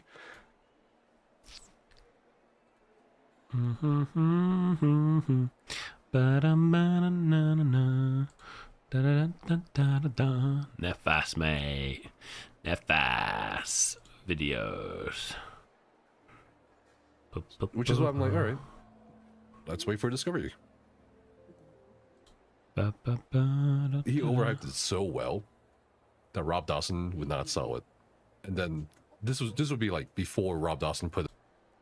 So I just want to see where Steven's in the chat. Cockroach piece of shit. You know nothing. Here we go. TwitchCon booth. Here we go. Here's the juice. He left this juice off the YouTube video. This was last night. This is the same. This is from the same thing. Anytime soon, I will make sure to take a picture of the person got his pets. I'm pretty sure he's laughing in his capture. Okay, so I'm going to. Steve Buscemi should play him. How's the Discord server doing? For all we know, this is just a big false narrative, and they'll release the. Explain to you kind of the base. Could you imagine if this was all just to drive some more attention to Ashes? It's got so much more attention now, and then they launch it. The game's launched. There was something here about, I think Steven comes into his chat. This bullshit of Steven, which is I told everyone I don't care. I'm gonna start publishing, you know, emails and more shit about Steven so people can see the truth about him. Okay. And, you know, while all this litigation is going on, and I'm okay with it because None of my stuff is baseless stuff like Steven's. So what this all comes down to, very simply, which most people 200 need to players. realize and understand, Rejoice. it's about money.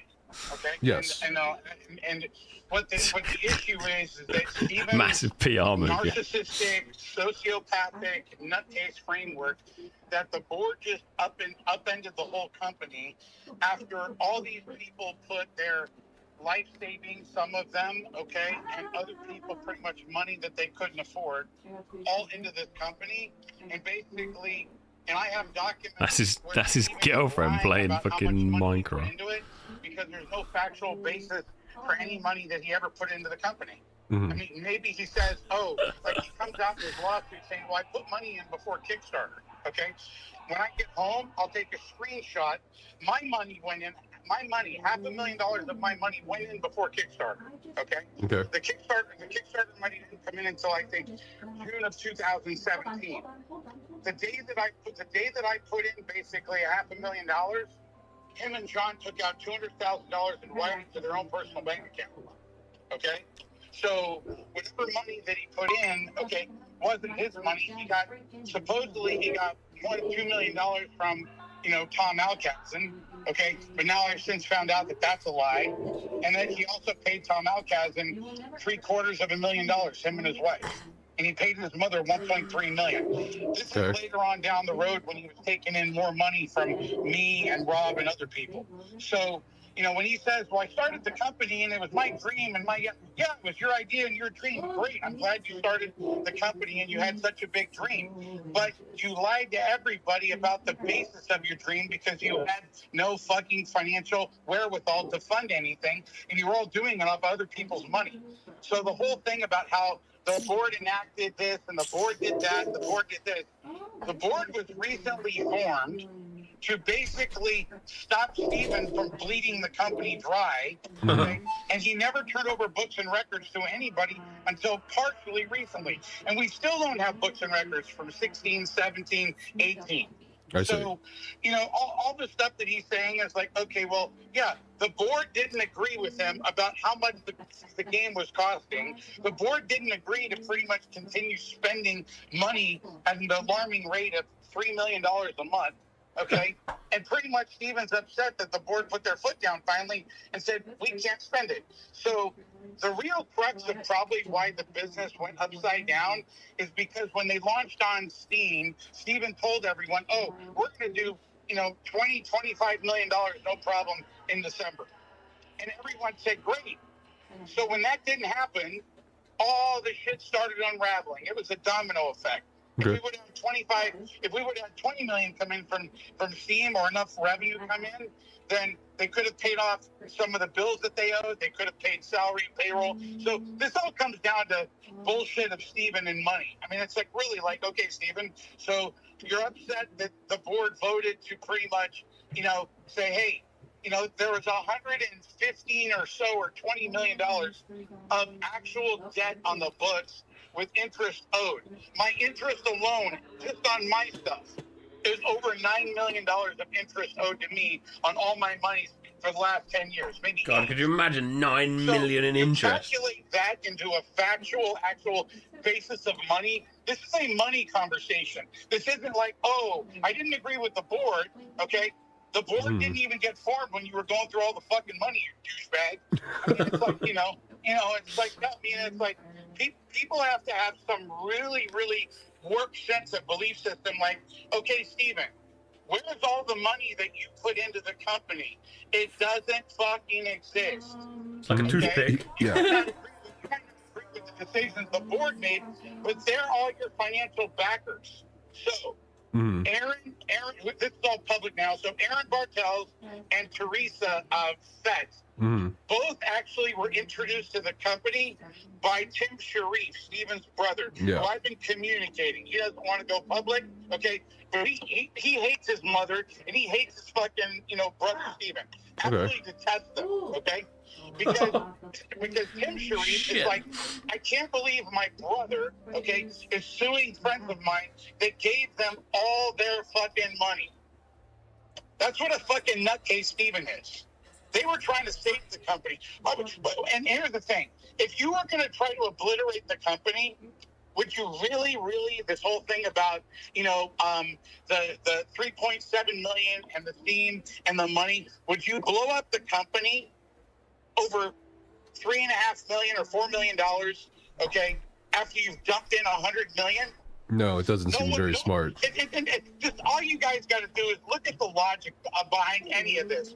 You got an angry little man boy, okay? and I'm going to say, by the way, someone else was like, oh, you only turn over text messages till December 21. There are more. I stopped my conversation with them in 2024, but I have more. And these get real nasty. They're like, fuck you, you piece of shit, talk right, lying, backstabbing bastard. Where I'm telling him, and I finally got him in some of these text messages to lose his cool. I'm going to turn more of that over. Plus, I'm going to turn over where he sends me emails lying to me about, oh, I put in $9.5 million. Okay? That's all. They're all factual lies. There's nothing that he can show documents-wise of where he put money in. Okay? It's like, instead people are like, well, I can't believe you started this company with no money. Yeah, good bullshitter. Better bullshitter than me. I've been told I'm a good bullshitter, but okay. So, anyway, I just look at it and go like, there's no rhyme or reason. The board took control and decided to pretty much take it over and shut it all down. I mean, it's like, he's still playing Aeon 2, man. It's crazy. I don't even understand the logic. I mean, the people that he named in the lawsuit, Ryan Ogden. Ryan was an employee of a company. Ryan put $1.5 million of his own fucking money into the company, okay? Okay. Teresa, she put like around the same amount. Aaron put around, I think it's close to $5 million, okay? But there's no accountability to that because it all pretty much, hold on one second, I got a call coming in. Okay.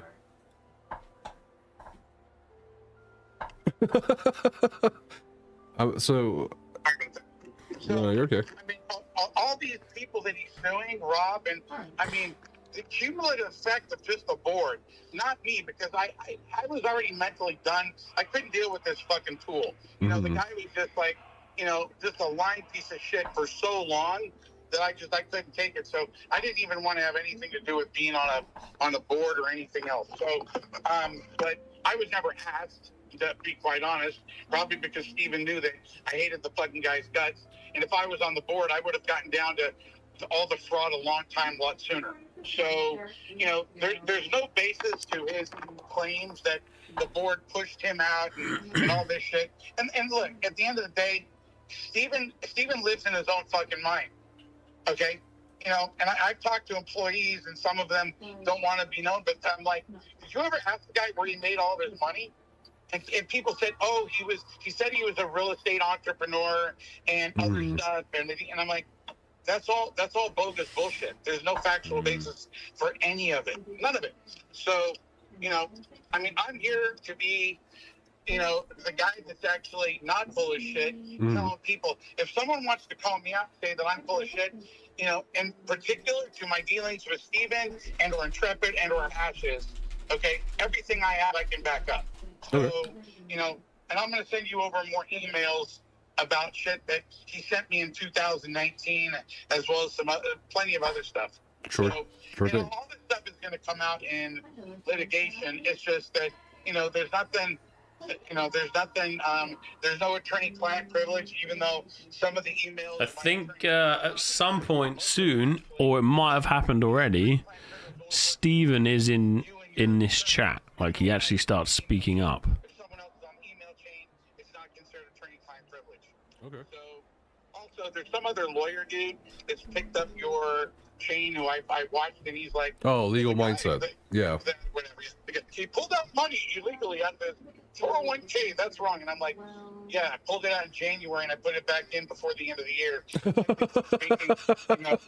As long as you do that, sure. You're clean. You don't have to report it as taxable income. So, obviously, that's another issue. But, I just look at things, I'm like, people are only inferring what they see from what I delivered to you. Right. Okay. So they're only able to infer that based upon information. So I'm going to give you more information that can get disseminated in the world of the dark web out there and everything. Sure. People said they want to see the books, the financial record. Yeah, I'm gonna show that, which is fucking. And here's the thing.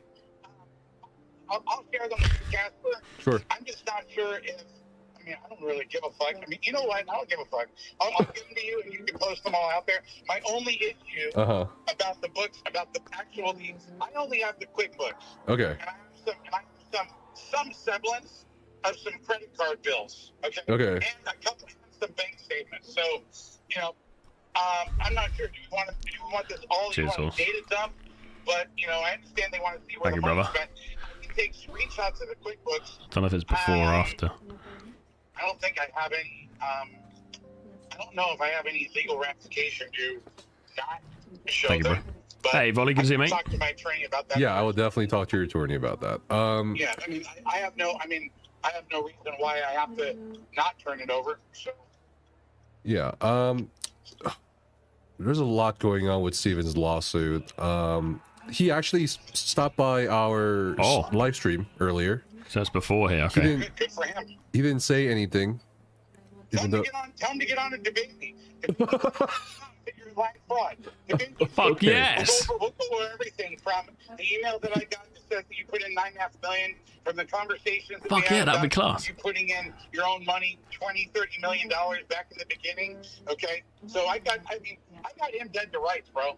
Okay. So, he did say something earlier on a different live stream. He said, how can they make these claims without evidence? Reserve judgment for when the discovery happens. He's in Canon stream. I'll get plenty of fucking discovery. Like, what do you want to know? The emails, the shit. I got some more text messages that show him he's a dirtbag. But discovery of what, Steven? You put in no fucking money, you lousy cockroach of a fucking human being, narcissistic dumb fuck. You broke your brother's heart, you fucking fool. Okay? I was talking to your brother last night, who you don't want to respond to because you know he's right. Once you come out and apologize, maybe if you confess your fucking sins for being a lying, backstabbing, narcissistic fucktool, you got wired $4 million into your account by Aaron Marnell. You turned around and lied to me about it and told me and Rob that was your $4 million, and then busted our balls on the cap table because you were pissed off because of all your dilutions that happened because of all of Rob's money and my money that came into the company. You want to actually say the truth, you fucktool? Okay, that's the fucking truth. Okay. This is, do you remember in like the document of, I'm just reading the chat as well, basically saying he was physically threatened. I bet it's more like this, just these guys just throwing insults at each other. Deposition stand and then cross-examine with Aaron's information. Aaron sent the money to your personal bank account. When you tell me and Rob that that's your $4 million that you put into the bank, okay, and that was after the $9.5 million lie that no one can ever find that I caught you on. At the end of the day, bro, come to having a meeting with Jesus and yourself in the mirror to realize what a fucking lying son of a bitch you are. And then you blame this all on the board because you have nowhere else to put blame except on yourself for being a lying, manipulating piece of cockroach shit. Someone wanted to ask if you're first in line. Your UCC lapsed, and the bank has the oldest active UCC lien. So are you? Technically, whoever said that is right. My first UCC filing did lapse. Okay, but there's an argument with my pledge and security agreement with my lawyers. I filed mine ahead of the Commerce Bank. So technically speaking, okay, I'm still ahead of Commerce Bank.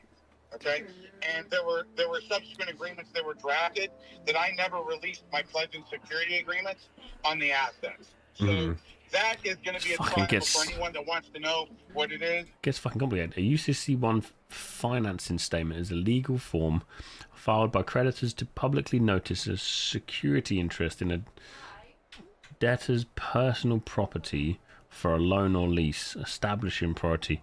Dude, when you got so much money, shit is just, it's a bit fucking wild, isn't it? There's so much going on. Jesus, it's hard to keep up, man.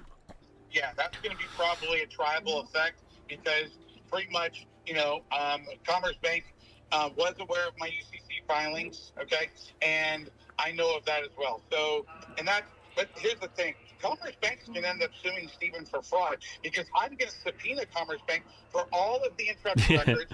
We're nearly done, to be fair. We're nearly done. Intrepid Bank, and I'm going to subpoena them for the loan application that Stephen lied and booked all of the motherfucking loans, okay, as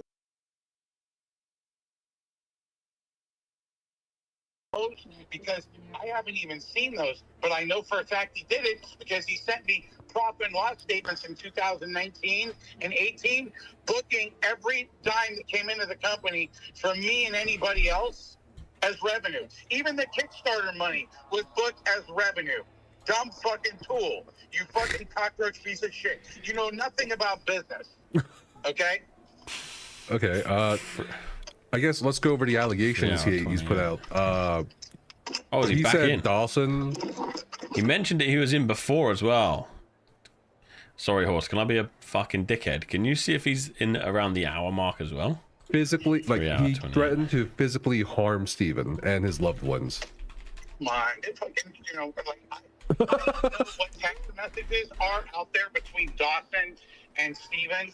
Okay, I threatened Stephen that I would take John's fucking nasty dick and shove it up his asshole on my deck with my wife as a witness, and Stephen got all bent out of shape. Said, "You can't talk to me like that." I said, "Stephen, that I." He. I don't know what text messages are out there between Dawson and Stephen. Thank you, brother. I threatened Stephen that I would take John's fucking nasty dick and shove it up his asshole on my deck with my wife as a witness, and Stephen got all bent out of shape. Said, "You can't talk to me like that." I said, "You're a lying fucking son of a bitch." I said, "Go fuck yourself with John's dirty dick up your ass." And I'm not a homophobe. Right. Go fuck yourself with John's dirty dick. Dude, I swear to God, that's just like... My mum dressed me up. Oh, you're looking cool, mate. Where you going? You don't have the plot with me. Me come in? Yeah. Give me like 10 minutes. Yeah. Yeah? I did my lesson and I'm done. Good job. I'm done. Well done, mate. Proud of you. I'm extra. And next time, 1, 2. Give me a high five then. Yeah, well done. I'm trying to roll for you. Thank you. Bless you. Just a slimy scumbag, and I would say that to a straight person, okay, a gay person, or anybody else. Right. John and him are fucking lying sacks of shit. Right. They committed so much fraud between them, they have no idea what's coming. Okay. He's... Go make up some lawsuit about me and sue me. He's done well this morning. He's done well. Go fucking sue me. I dare you to fucking sue me. I'd like to see what you would sue me for. Okay. He's also claiming because of Rob and the others, Rob didn't threaten had Stephen. health I threatened issues Stephen. like kidney failure, hypertension. Oh, he's had health issues going back 6 or 7 years. You tell me, oh, Jay, I have pictures. Oh, Jason, my toe's going to be amputated. Oh, Jason, does he have health issues? Yeah, probably all the karmic energy from lying and sucking on people. And you know what? That's why people get sick, bro. They get sick because they're lying. Their insides are festering with disease. They scum. That's why he's sick. Okay? So is he sick? Yeah. Did he get worse being sick? Probably lying so much. Yeah, I probably did. Do I pretty much feel sorry for the guy because he's sick? No. Okay. Do you remember earlier we were reading yeah, this is genetically gay. Jason, he's got it in his DNA, remember? Do you remember earlier we were reading that Stephen was talking about being poorly and stuff? That's what this guy's talking about. I don't give a fuck. It's like he's saying that he's sick from his own lies and abuse, basically. And now he's saying Dawson and Ogden asked him not to publicize their roles with the company. And I mean, it's a valid rant, a valid crash out. I don't know how true that is. Look, I don't know.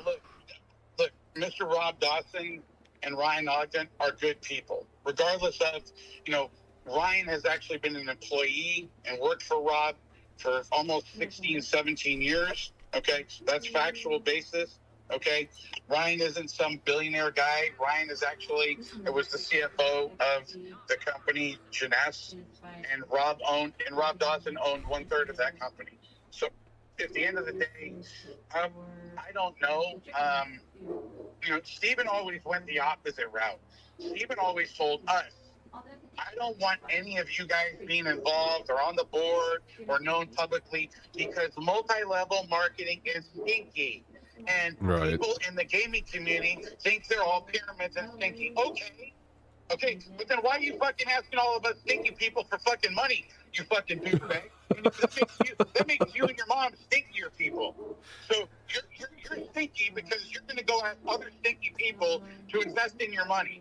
Now, whether people think that, you know, selling, you know, cosmetic, you know, products and or nutritional supplements is a pyramid, yeah, I'm not going to debate that because everyone's thinking, you know, it's like saying, is Herbalife a pyramid or Amway a pyramid? And they're not. They're selling product. Okay. You know, but are there MLM things out there that are pyramids? Yeah, 100%. Okay. He's also claiming in the lawsuit that at no time did he intentionally misappropriate funds from the company, which is contradicting your Looking at the fucking QuickBooks, bro. You know what? Here's the thing, Casper. I'll send them to you, and you can pretty much look at them. And I don't here's the thing. I haven't put you on any agreements for non-disclosure. Sure. I want you to fucking look at them and you tell me. Okay. I got 3 transactions. I mean, okay, let me explain something.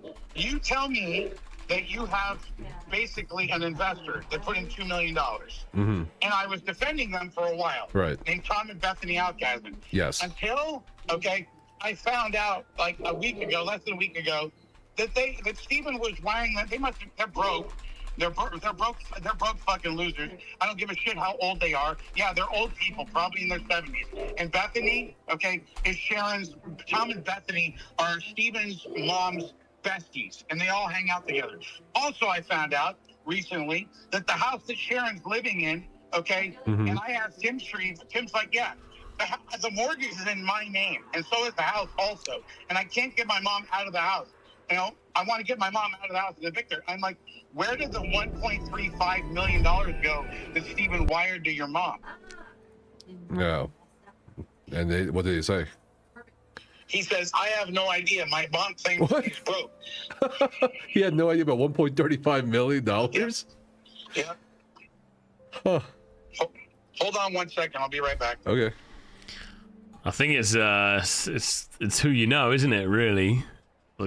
I think the thing is, once you know people who've got loads of money and they don't know what to do with it, and all they want to do is invest and make money, it's just pull the wool over their eyes, or give them a reason to invest in what you're currently doing. I guess, but I think this was easy for Stephen because this guy knew Stephen's mom, and then the other guy knew Jason, who knew Stephen's mom. It's all kind of interconnected.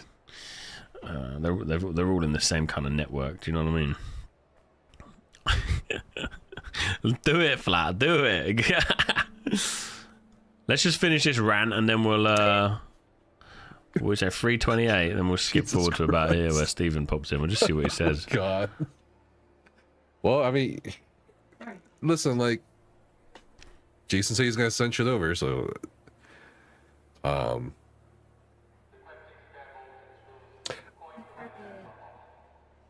someone in chat asked, accountants, can accountants look at it? I'd ask people. Sorry, Casper. You're okay, Jason. No need to apologize. Yeah, so Rob Dawson claims in his lawsuit that they gained all the assets by default. Stephen claimed in his lawsuit that it was a private sale. Seems like he's going opposite of everything. Yeah, so Rob, again, I want everyone to take a scope back and look at this from a real. Don't know at this point, Cox. Don't know. This is all about the fucking money. Money, yes. Stephen had no money in the fucking deal. So Stephen is pretty much saying, oh, you know what? You know, Rob and I talked about it. Rob's text message to me, like, yeah, I should have fucking stopped funding this piece of shit 2 or 3 years ago, okay? And I'm like, yep, you should have. Mm-hmm. And then all this stuff would have all come out again back then. So what I want everyone to realize, this is all about the money. the money going out of everybody's pocket, but none of it going out of Steven's pocket, and Steven taking money off the table and trying to do whatever the fuck he willed with it. Okay? So I'm sorry. Him and John paid themselves $500,000. So I've come to find out I do not have the Gusto records. But what it looks like is him and John paid themselves each, okay? I think $20,000 a month each. Plus, they also wrote themselves extra checks and wrote them off as like shareholders distributions and other shit. Okay? So, you know, obviously there's going to be an accounting that's going to have to happen what up, brother? for all of this, and it's going to all come out in the accounting. You know, Steven, like, do I think Steven embezzled $17 million? Realistically, no. Do I think he took out money to live his lifestyle and live like a fucking baller? 1,000%. Okay. Okay. You know, did he probably use money out of the company? The thing is, that kind of baller lifestyle, do you know what it's kind of like? It's like these fucking fuckers selling their courses online. You know, if you're in the crypto world or the trading world and you see someone with a nice house, nice car, you kind of are intended to believe that they've become successful from the thing they tell you. Obviously, it's normally a lie, and it's the same here. You know, Steven having a good house, streaming from his mansion, all this sort of stuff, makes you feel like he has his own money, and it follows the law. We have announced TL in Russia. Really? What, like its own thing? Its own kind of game? Whoa. Let's go. 1,000%. Him and John did that. Have you read the lawsuit yet, or do I we? read half of it. Okay, then I'll tell you some more things. Steven in the lawsuit saying his existence and ripped off ideas are worth billions. Like he's saying Intrepid and Ashes. Oh my God! Like, he ripped off. Does anyone realize that what Rob Dawson ripped off ideas that were billions? Okay. Steven, you got no fucking money into the company. How do you rip off something that's worth billions when you got no money into the company, you dumb shit?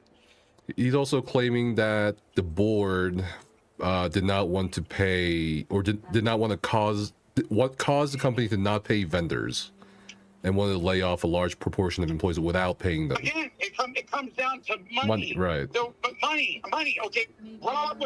Okay, Rob asked me to put in $2 million last year. After I gave $2 million, this is the reality of what happened. Rob called me up and said, Jason, I don't want Steven's house going to foreclosure. Can we save his house? I said, I don't give a fuck about that piece of shit anymore. You want to know why I'm really angry? Because he's a lying son of a bitch bastard, Steven is. Yeah. Why is it that I had to pay $2 million? Okay? So I was done after my $10.3 million. Right. I coughed up another $2 million to pretty much help him save his house. But at this time, I was in the first position on his house. Right. Because the people he bought the house from were foreclosing on his house. So Rob asked me to come up with $2 million. I came up with $2 million. Okay? I'll send you the wire transaction receipt, okay, of the money that went if you need it. I sent $2 million to Rob's bank. Rob's bank then pretty much sent the $4 million or foreign change to pay off the first trust deed of the note. Then Rob, okay, and me had the first trust deed on the note. And Steven had to service that note, okay, until pretty much he was able to refinance it. Then he refinanced it and paid the money off. Then when Rob had the money, he came to me and said, Jason, okay, I'm bleeding money. I'm on margin calls. I'm bleeding money, okay? After spending like $60 million of his own money, I'm bleeding fucking money. I need some help. I said, Rob, I don't want to put any more money into this. I'm sorry. Okay? And Rob said, well, I need you to put in $2 million this month to cover payroll. Right. So my money went in March, okay, of last year, a year ago, to cover fucking payroll. For that month. Me, not Steven, not Big Baller, like I got money.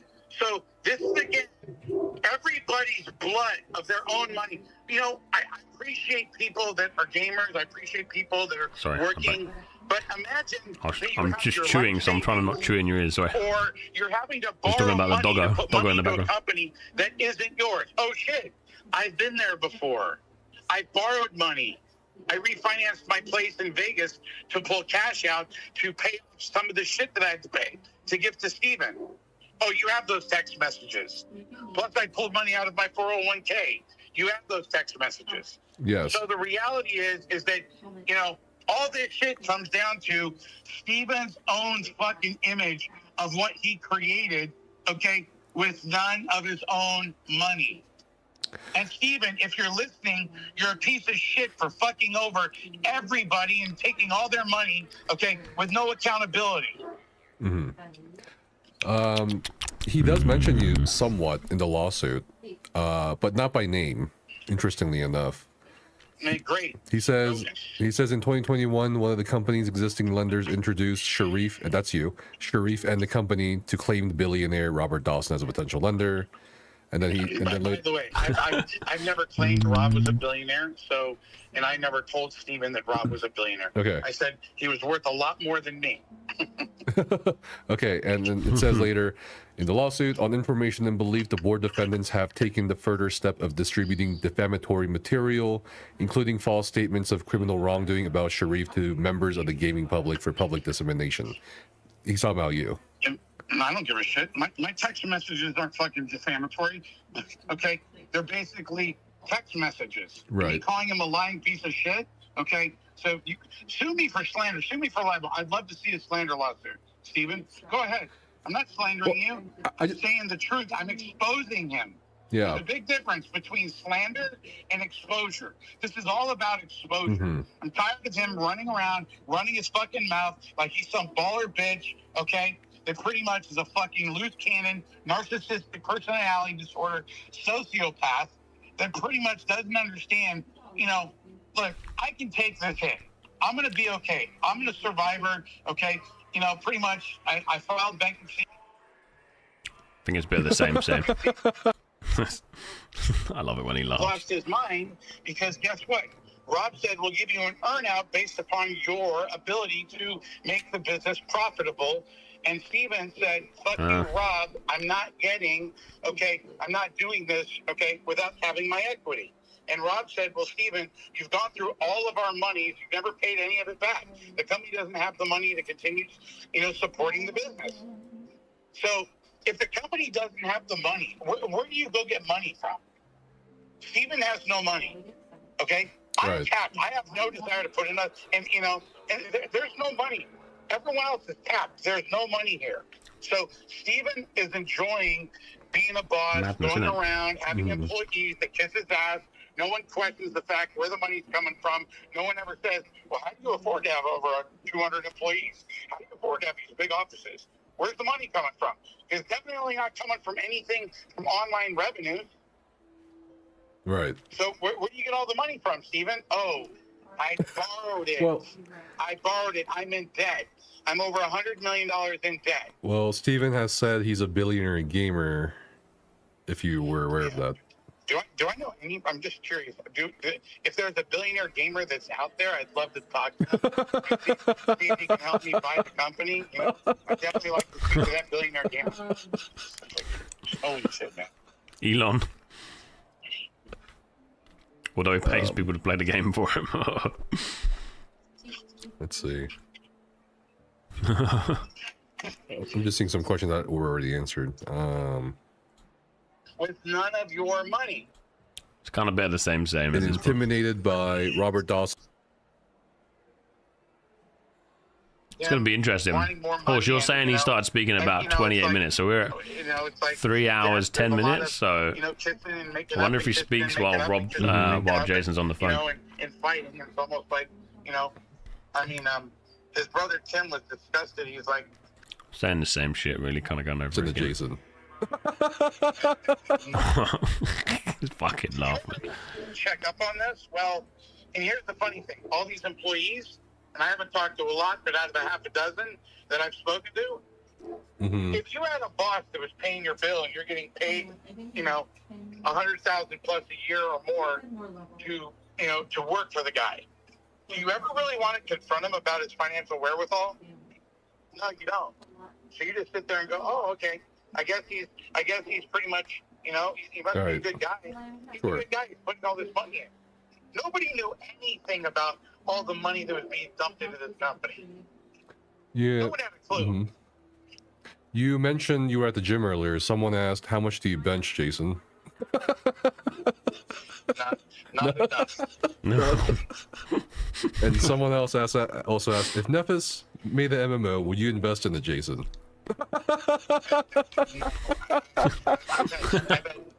I've had people call me up and probably want me to invest. I'm burnt out on, you know, and I'm burnt out right now, but I appreciate it. People, I think people are just asking silly questions at this point. No, that's okay. I think they're. Well, I mean, what kind Good of question. fantasy Good world is question. people living in? I mean, bro, you got 100 bills, okay? Okay, it's over. Let's just see the ending here. Just see the goodbye.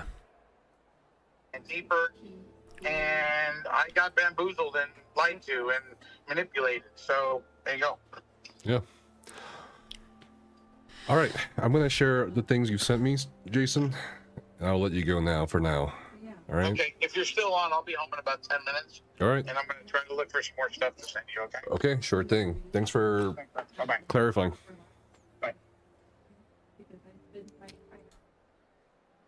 Right, we'll just quickly go through this, and then I'm going to See take Jack out to the park. But apparently, this is where Steven comes in, Steven, right? you there?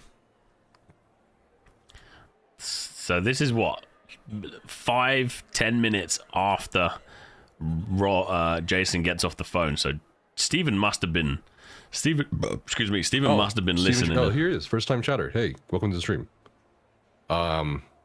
Really cannot wait for Discovery. I assume you heard that conversation with Jason on the phone. So. Oh shit. My door is always open. I'm just trying to be as objective as possible. I know you're saying you can't wait for Discovery, but surely you can comment on some things. But if your lawyer said otherwise, sure, why not? He's right here. This is the real. This is the real Stephen Sharif in the flesh or in the internet.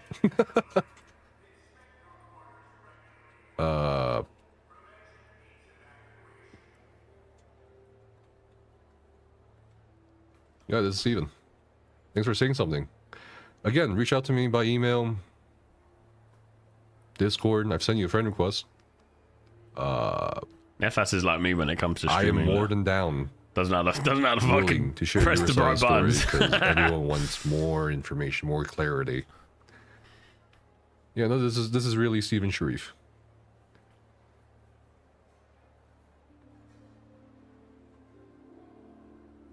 He was definitely lurking, yeah. Steven, go live right now.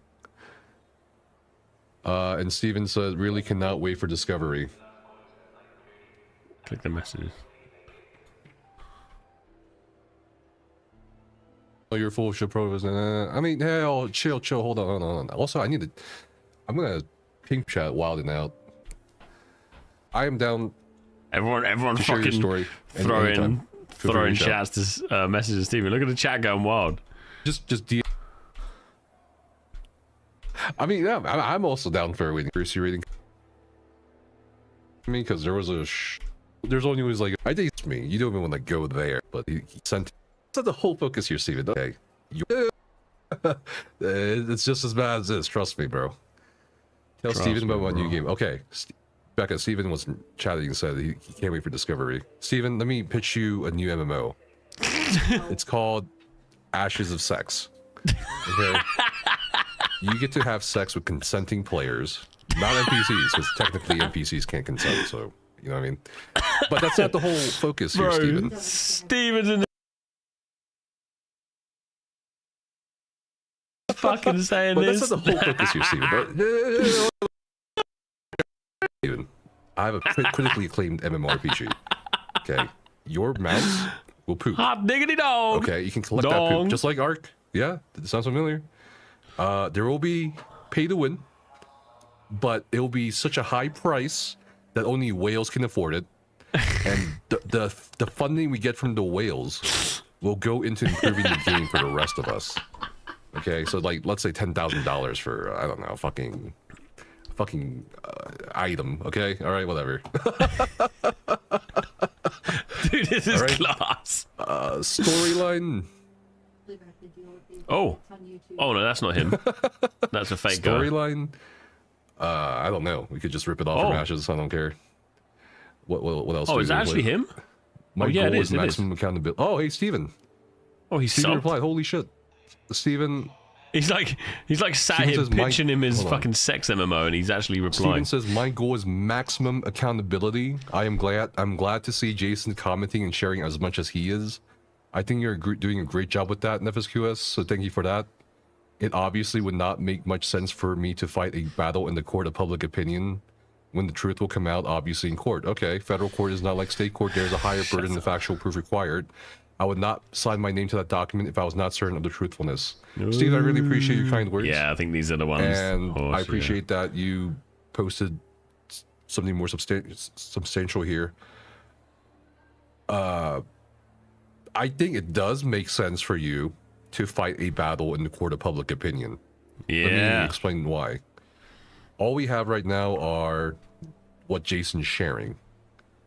That has, unfortunately, for better or worse, swung the pendulum of public opinion towards him and the investors. Whether that's good or not, whatever, right? I don't care about that. I care about the truth. I care about the information coming out. I only want to report on information. So I've reached out to former employees. I've reached out to former developers. I've reached out to investors. I've even reached out to iDream Sky, actually. So I just think if you have something to say that's not related to legal matters specifically, I mean, even commenting about your relationship with the people who are doing RMT or something like that, even just denying that or talking to me about what your side of the story is, what you went through, as you allege in your lawsuit, I think that could be worthwhile for you. Now, obviously, your lawyer would be like, okay, Steven, don't be dumb. That's just that, in my opinion, Horse, is being a little bit of a bitch. Do you know what I mean? Like, it's being a little bit bitchy. Don't talk to a fucking streamer. But I personally think people would love to hear from you. I mean, you've been a visionary for years, for almost a decade. Let's go on into hear what he said. Just throw that away. There's still people. There's thousands of people still defending you. So I think it makes sense to me. But obviously, listen to your lawyer, right? And your comment about federal court not being like a state court, sure. It's going to be very interesting. It's going to be enlightening. I'm hoping that things will come to light in discovery. I am hoping personally the best for the employees. I mean, I hope you also think that, because they were your family, they were your coworkers, they were the team you built, right, and recruited. Because they're not really being talked about here.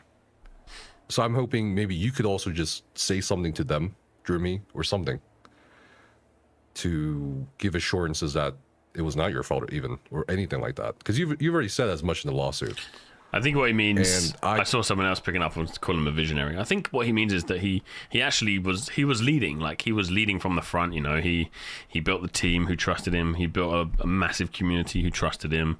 He pulled the wool over everyone's eyes, really, when it comes to you know, the line specifically about who put the money in. I think right now with the legal dumpster fire, the giant slugging it out at this point, dude, no just one's wants talking views. about I also feel like he, you know, I think Jason found this guy, and it would be cool that the conversation's happening through the same person. It would be cool. Yeah, the thing is, when you sat here and you chant some shit, like typically the words come out wrong all the time. I think that's what he means. I don't think he means that Steven is a visionary, like, I don't know, like fucking Jesus Christ, the superstar or whatever, right? But I think he means like he was a leader. You know, he was leading Active Creation, and he was doing a good job at it, right? He was the team respected him clearly. everyone bought the game off the back of what he was saying on the streams and trusted his kind of, you know, words and stuff. I think he means by that, like, he was a positive figure for active creation for a long time. But yeah, I don't think he means visionary in the sense of wisdom, let's say. You're talking about your working family. You know what I mean? So I think it is worthwhile for you to make comments, just like Jason has, or share things like Jason has, even if they are allegations, even if they are, you know, what your side of the story is. That's my personal opinion, though. You know?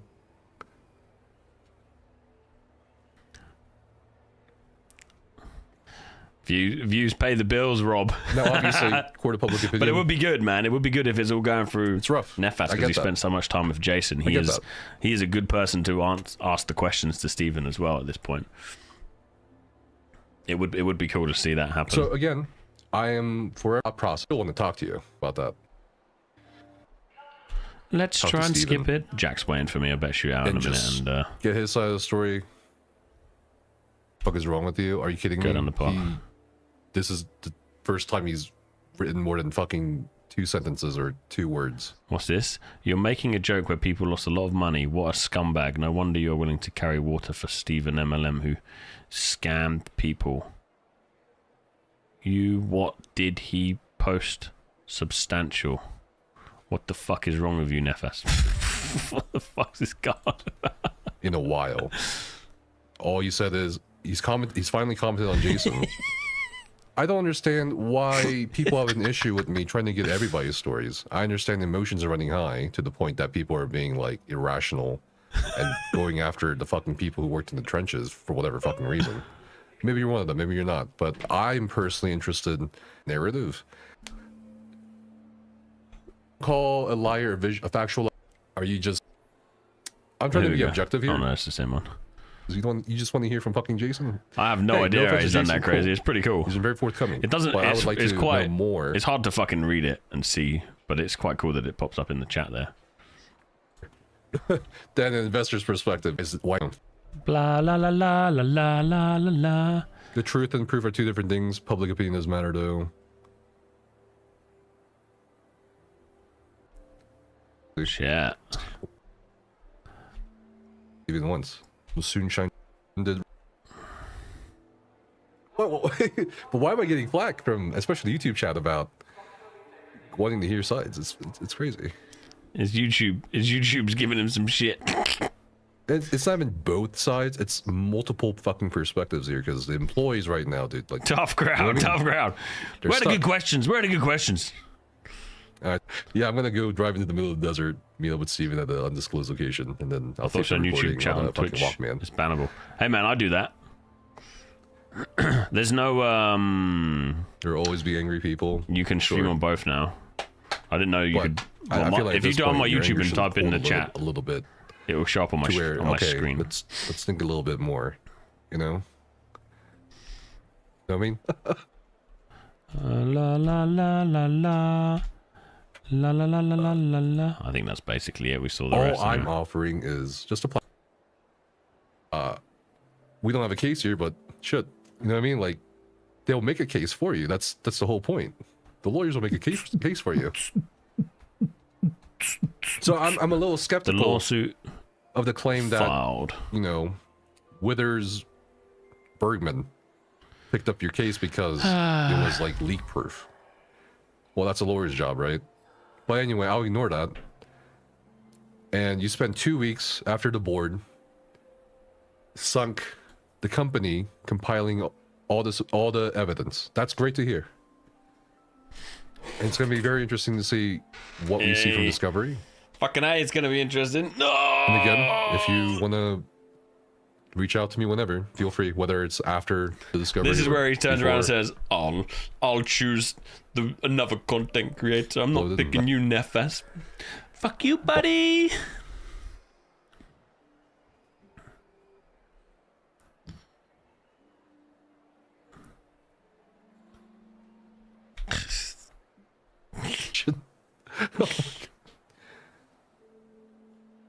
I think that's it. It's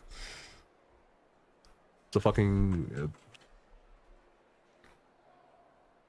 I'm glad Steven said something in our In chat. the end, it's good drama to watch in the background. Yeah, thanks for watching with me, boys. It's nice to kind of see what's going on. It's a bit of a, like I say, man, it's a bit of drama in the gaming world, isn't it? Who knows exactly where this is going to go? Maybe it ends up going nowhere. Maybe it fizzles out, it goes deadly quiet, and that's just the end of it. Like, that's just the way it ends, and it's GG basically.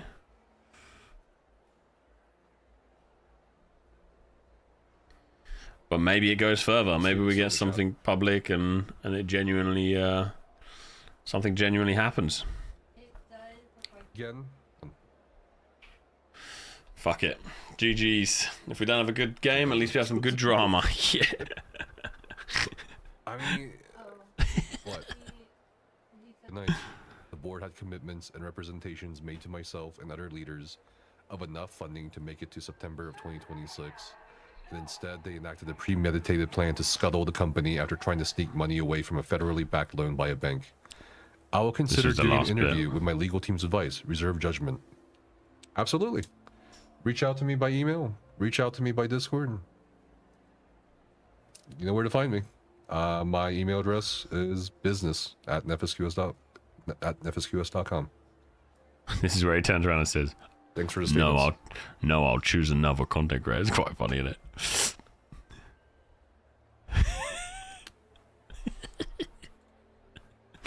Which is why you tell people on YouTube. I'm on 250. I just want to see the reaction. Are these allegations true? It would be funny. Would it be funny Shit if he like that? All right. does his interview with Pirate Software? Yeah. Everyone's pissed, but Steven says discretion. Think creator you consider for a one-time interview and reach out. Fine, you can pick whoever. That is totally up to your discretion. Do an interview with Narc. I don't think he's there anymore. That would be fucking great. Narc or Pirate Software, please. Oh dear. Fucking crazy. I didn't read too All right, much into boys. that. Yeah, bless him. Jack's got his wellies on. He's got his coat on. So I'm going to peace out, love you, and leave you, and go down the park with Jack. What happened to Narc? He got squeezed out by the Ashes, Colt, and Steven for trying to basically started talking about it being a scam, right, and saying how bad it is, and they squeezed him out and fucked him off. Hello, allegedly human. Sorry, boys, if you just joined. We just went through all the Ashes drama, and the plan was, as always, to play some games, but yeah, my boy's ready to go out and play, so I did say to him this afternoon we'll go play, but I wasn't expecting so soon. But he's out there with his wellies on and his jacket and hat on, so I won't keep him waiting anymore. And I'll see you boys in the morning. If you're around in the morning, I'll see you then. Hopefully we get some gaming done rather than just watching. But this is wonderful. That was episode 3 of the Ashes of Creation heist. All right, much love. I'll see you tomorrow.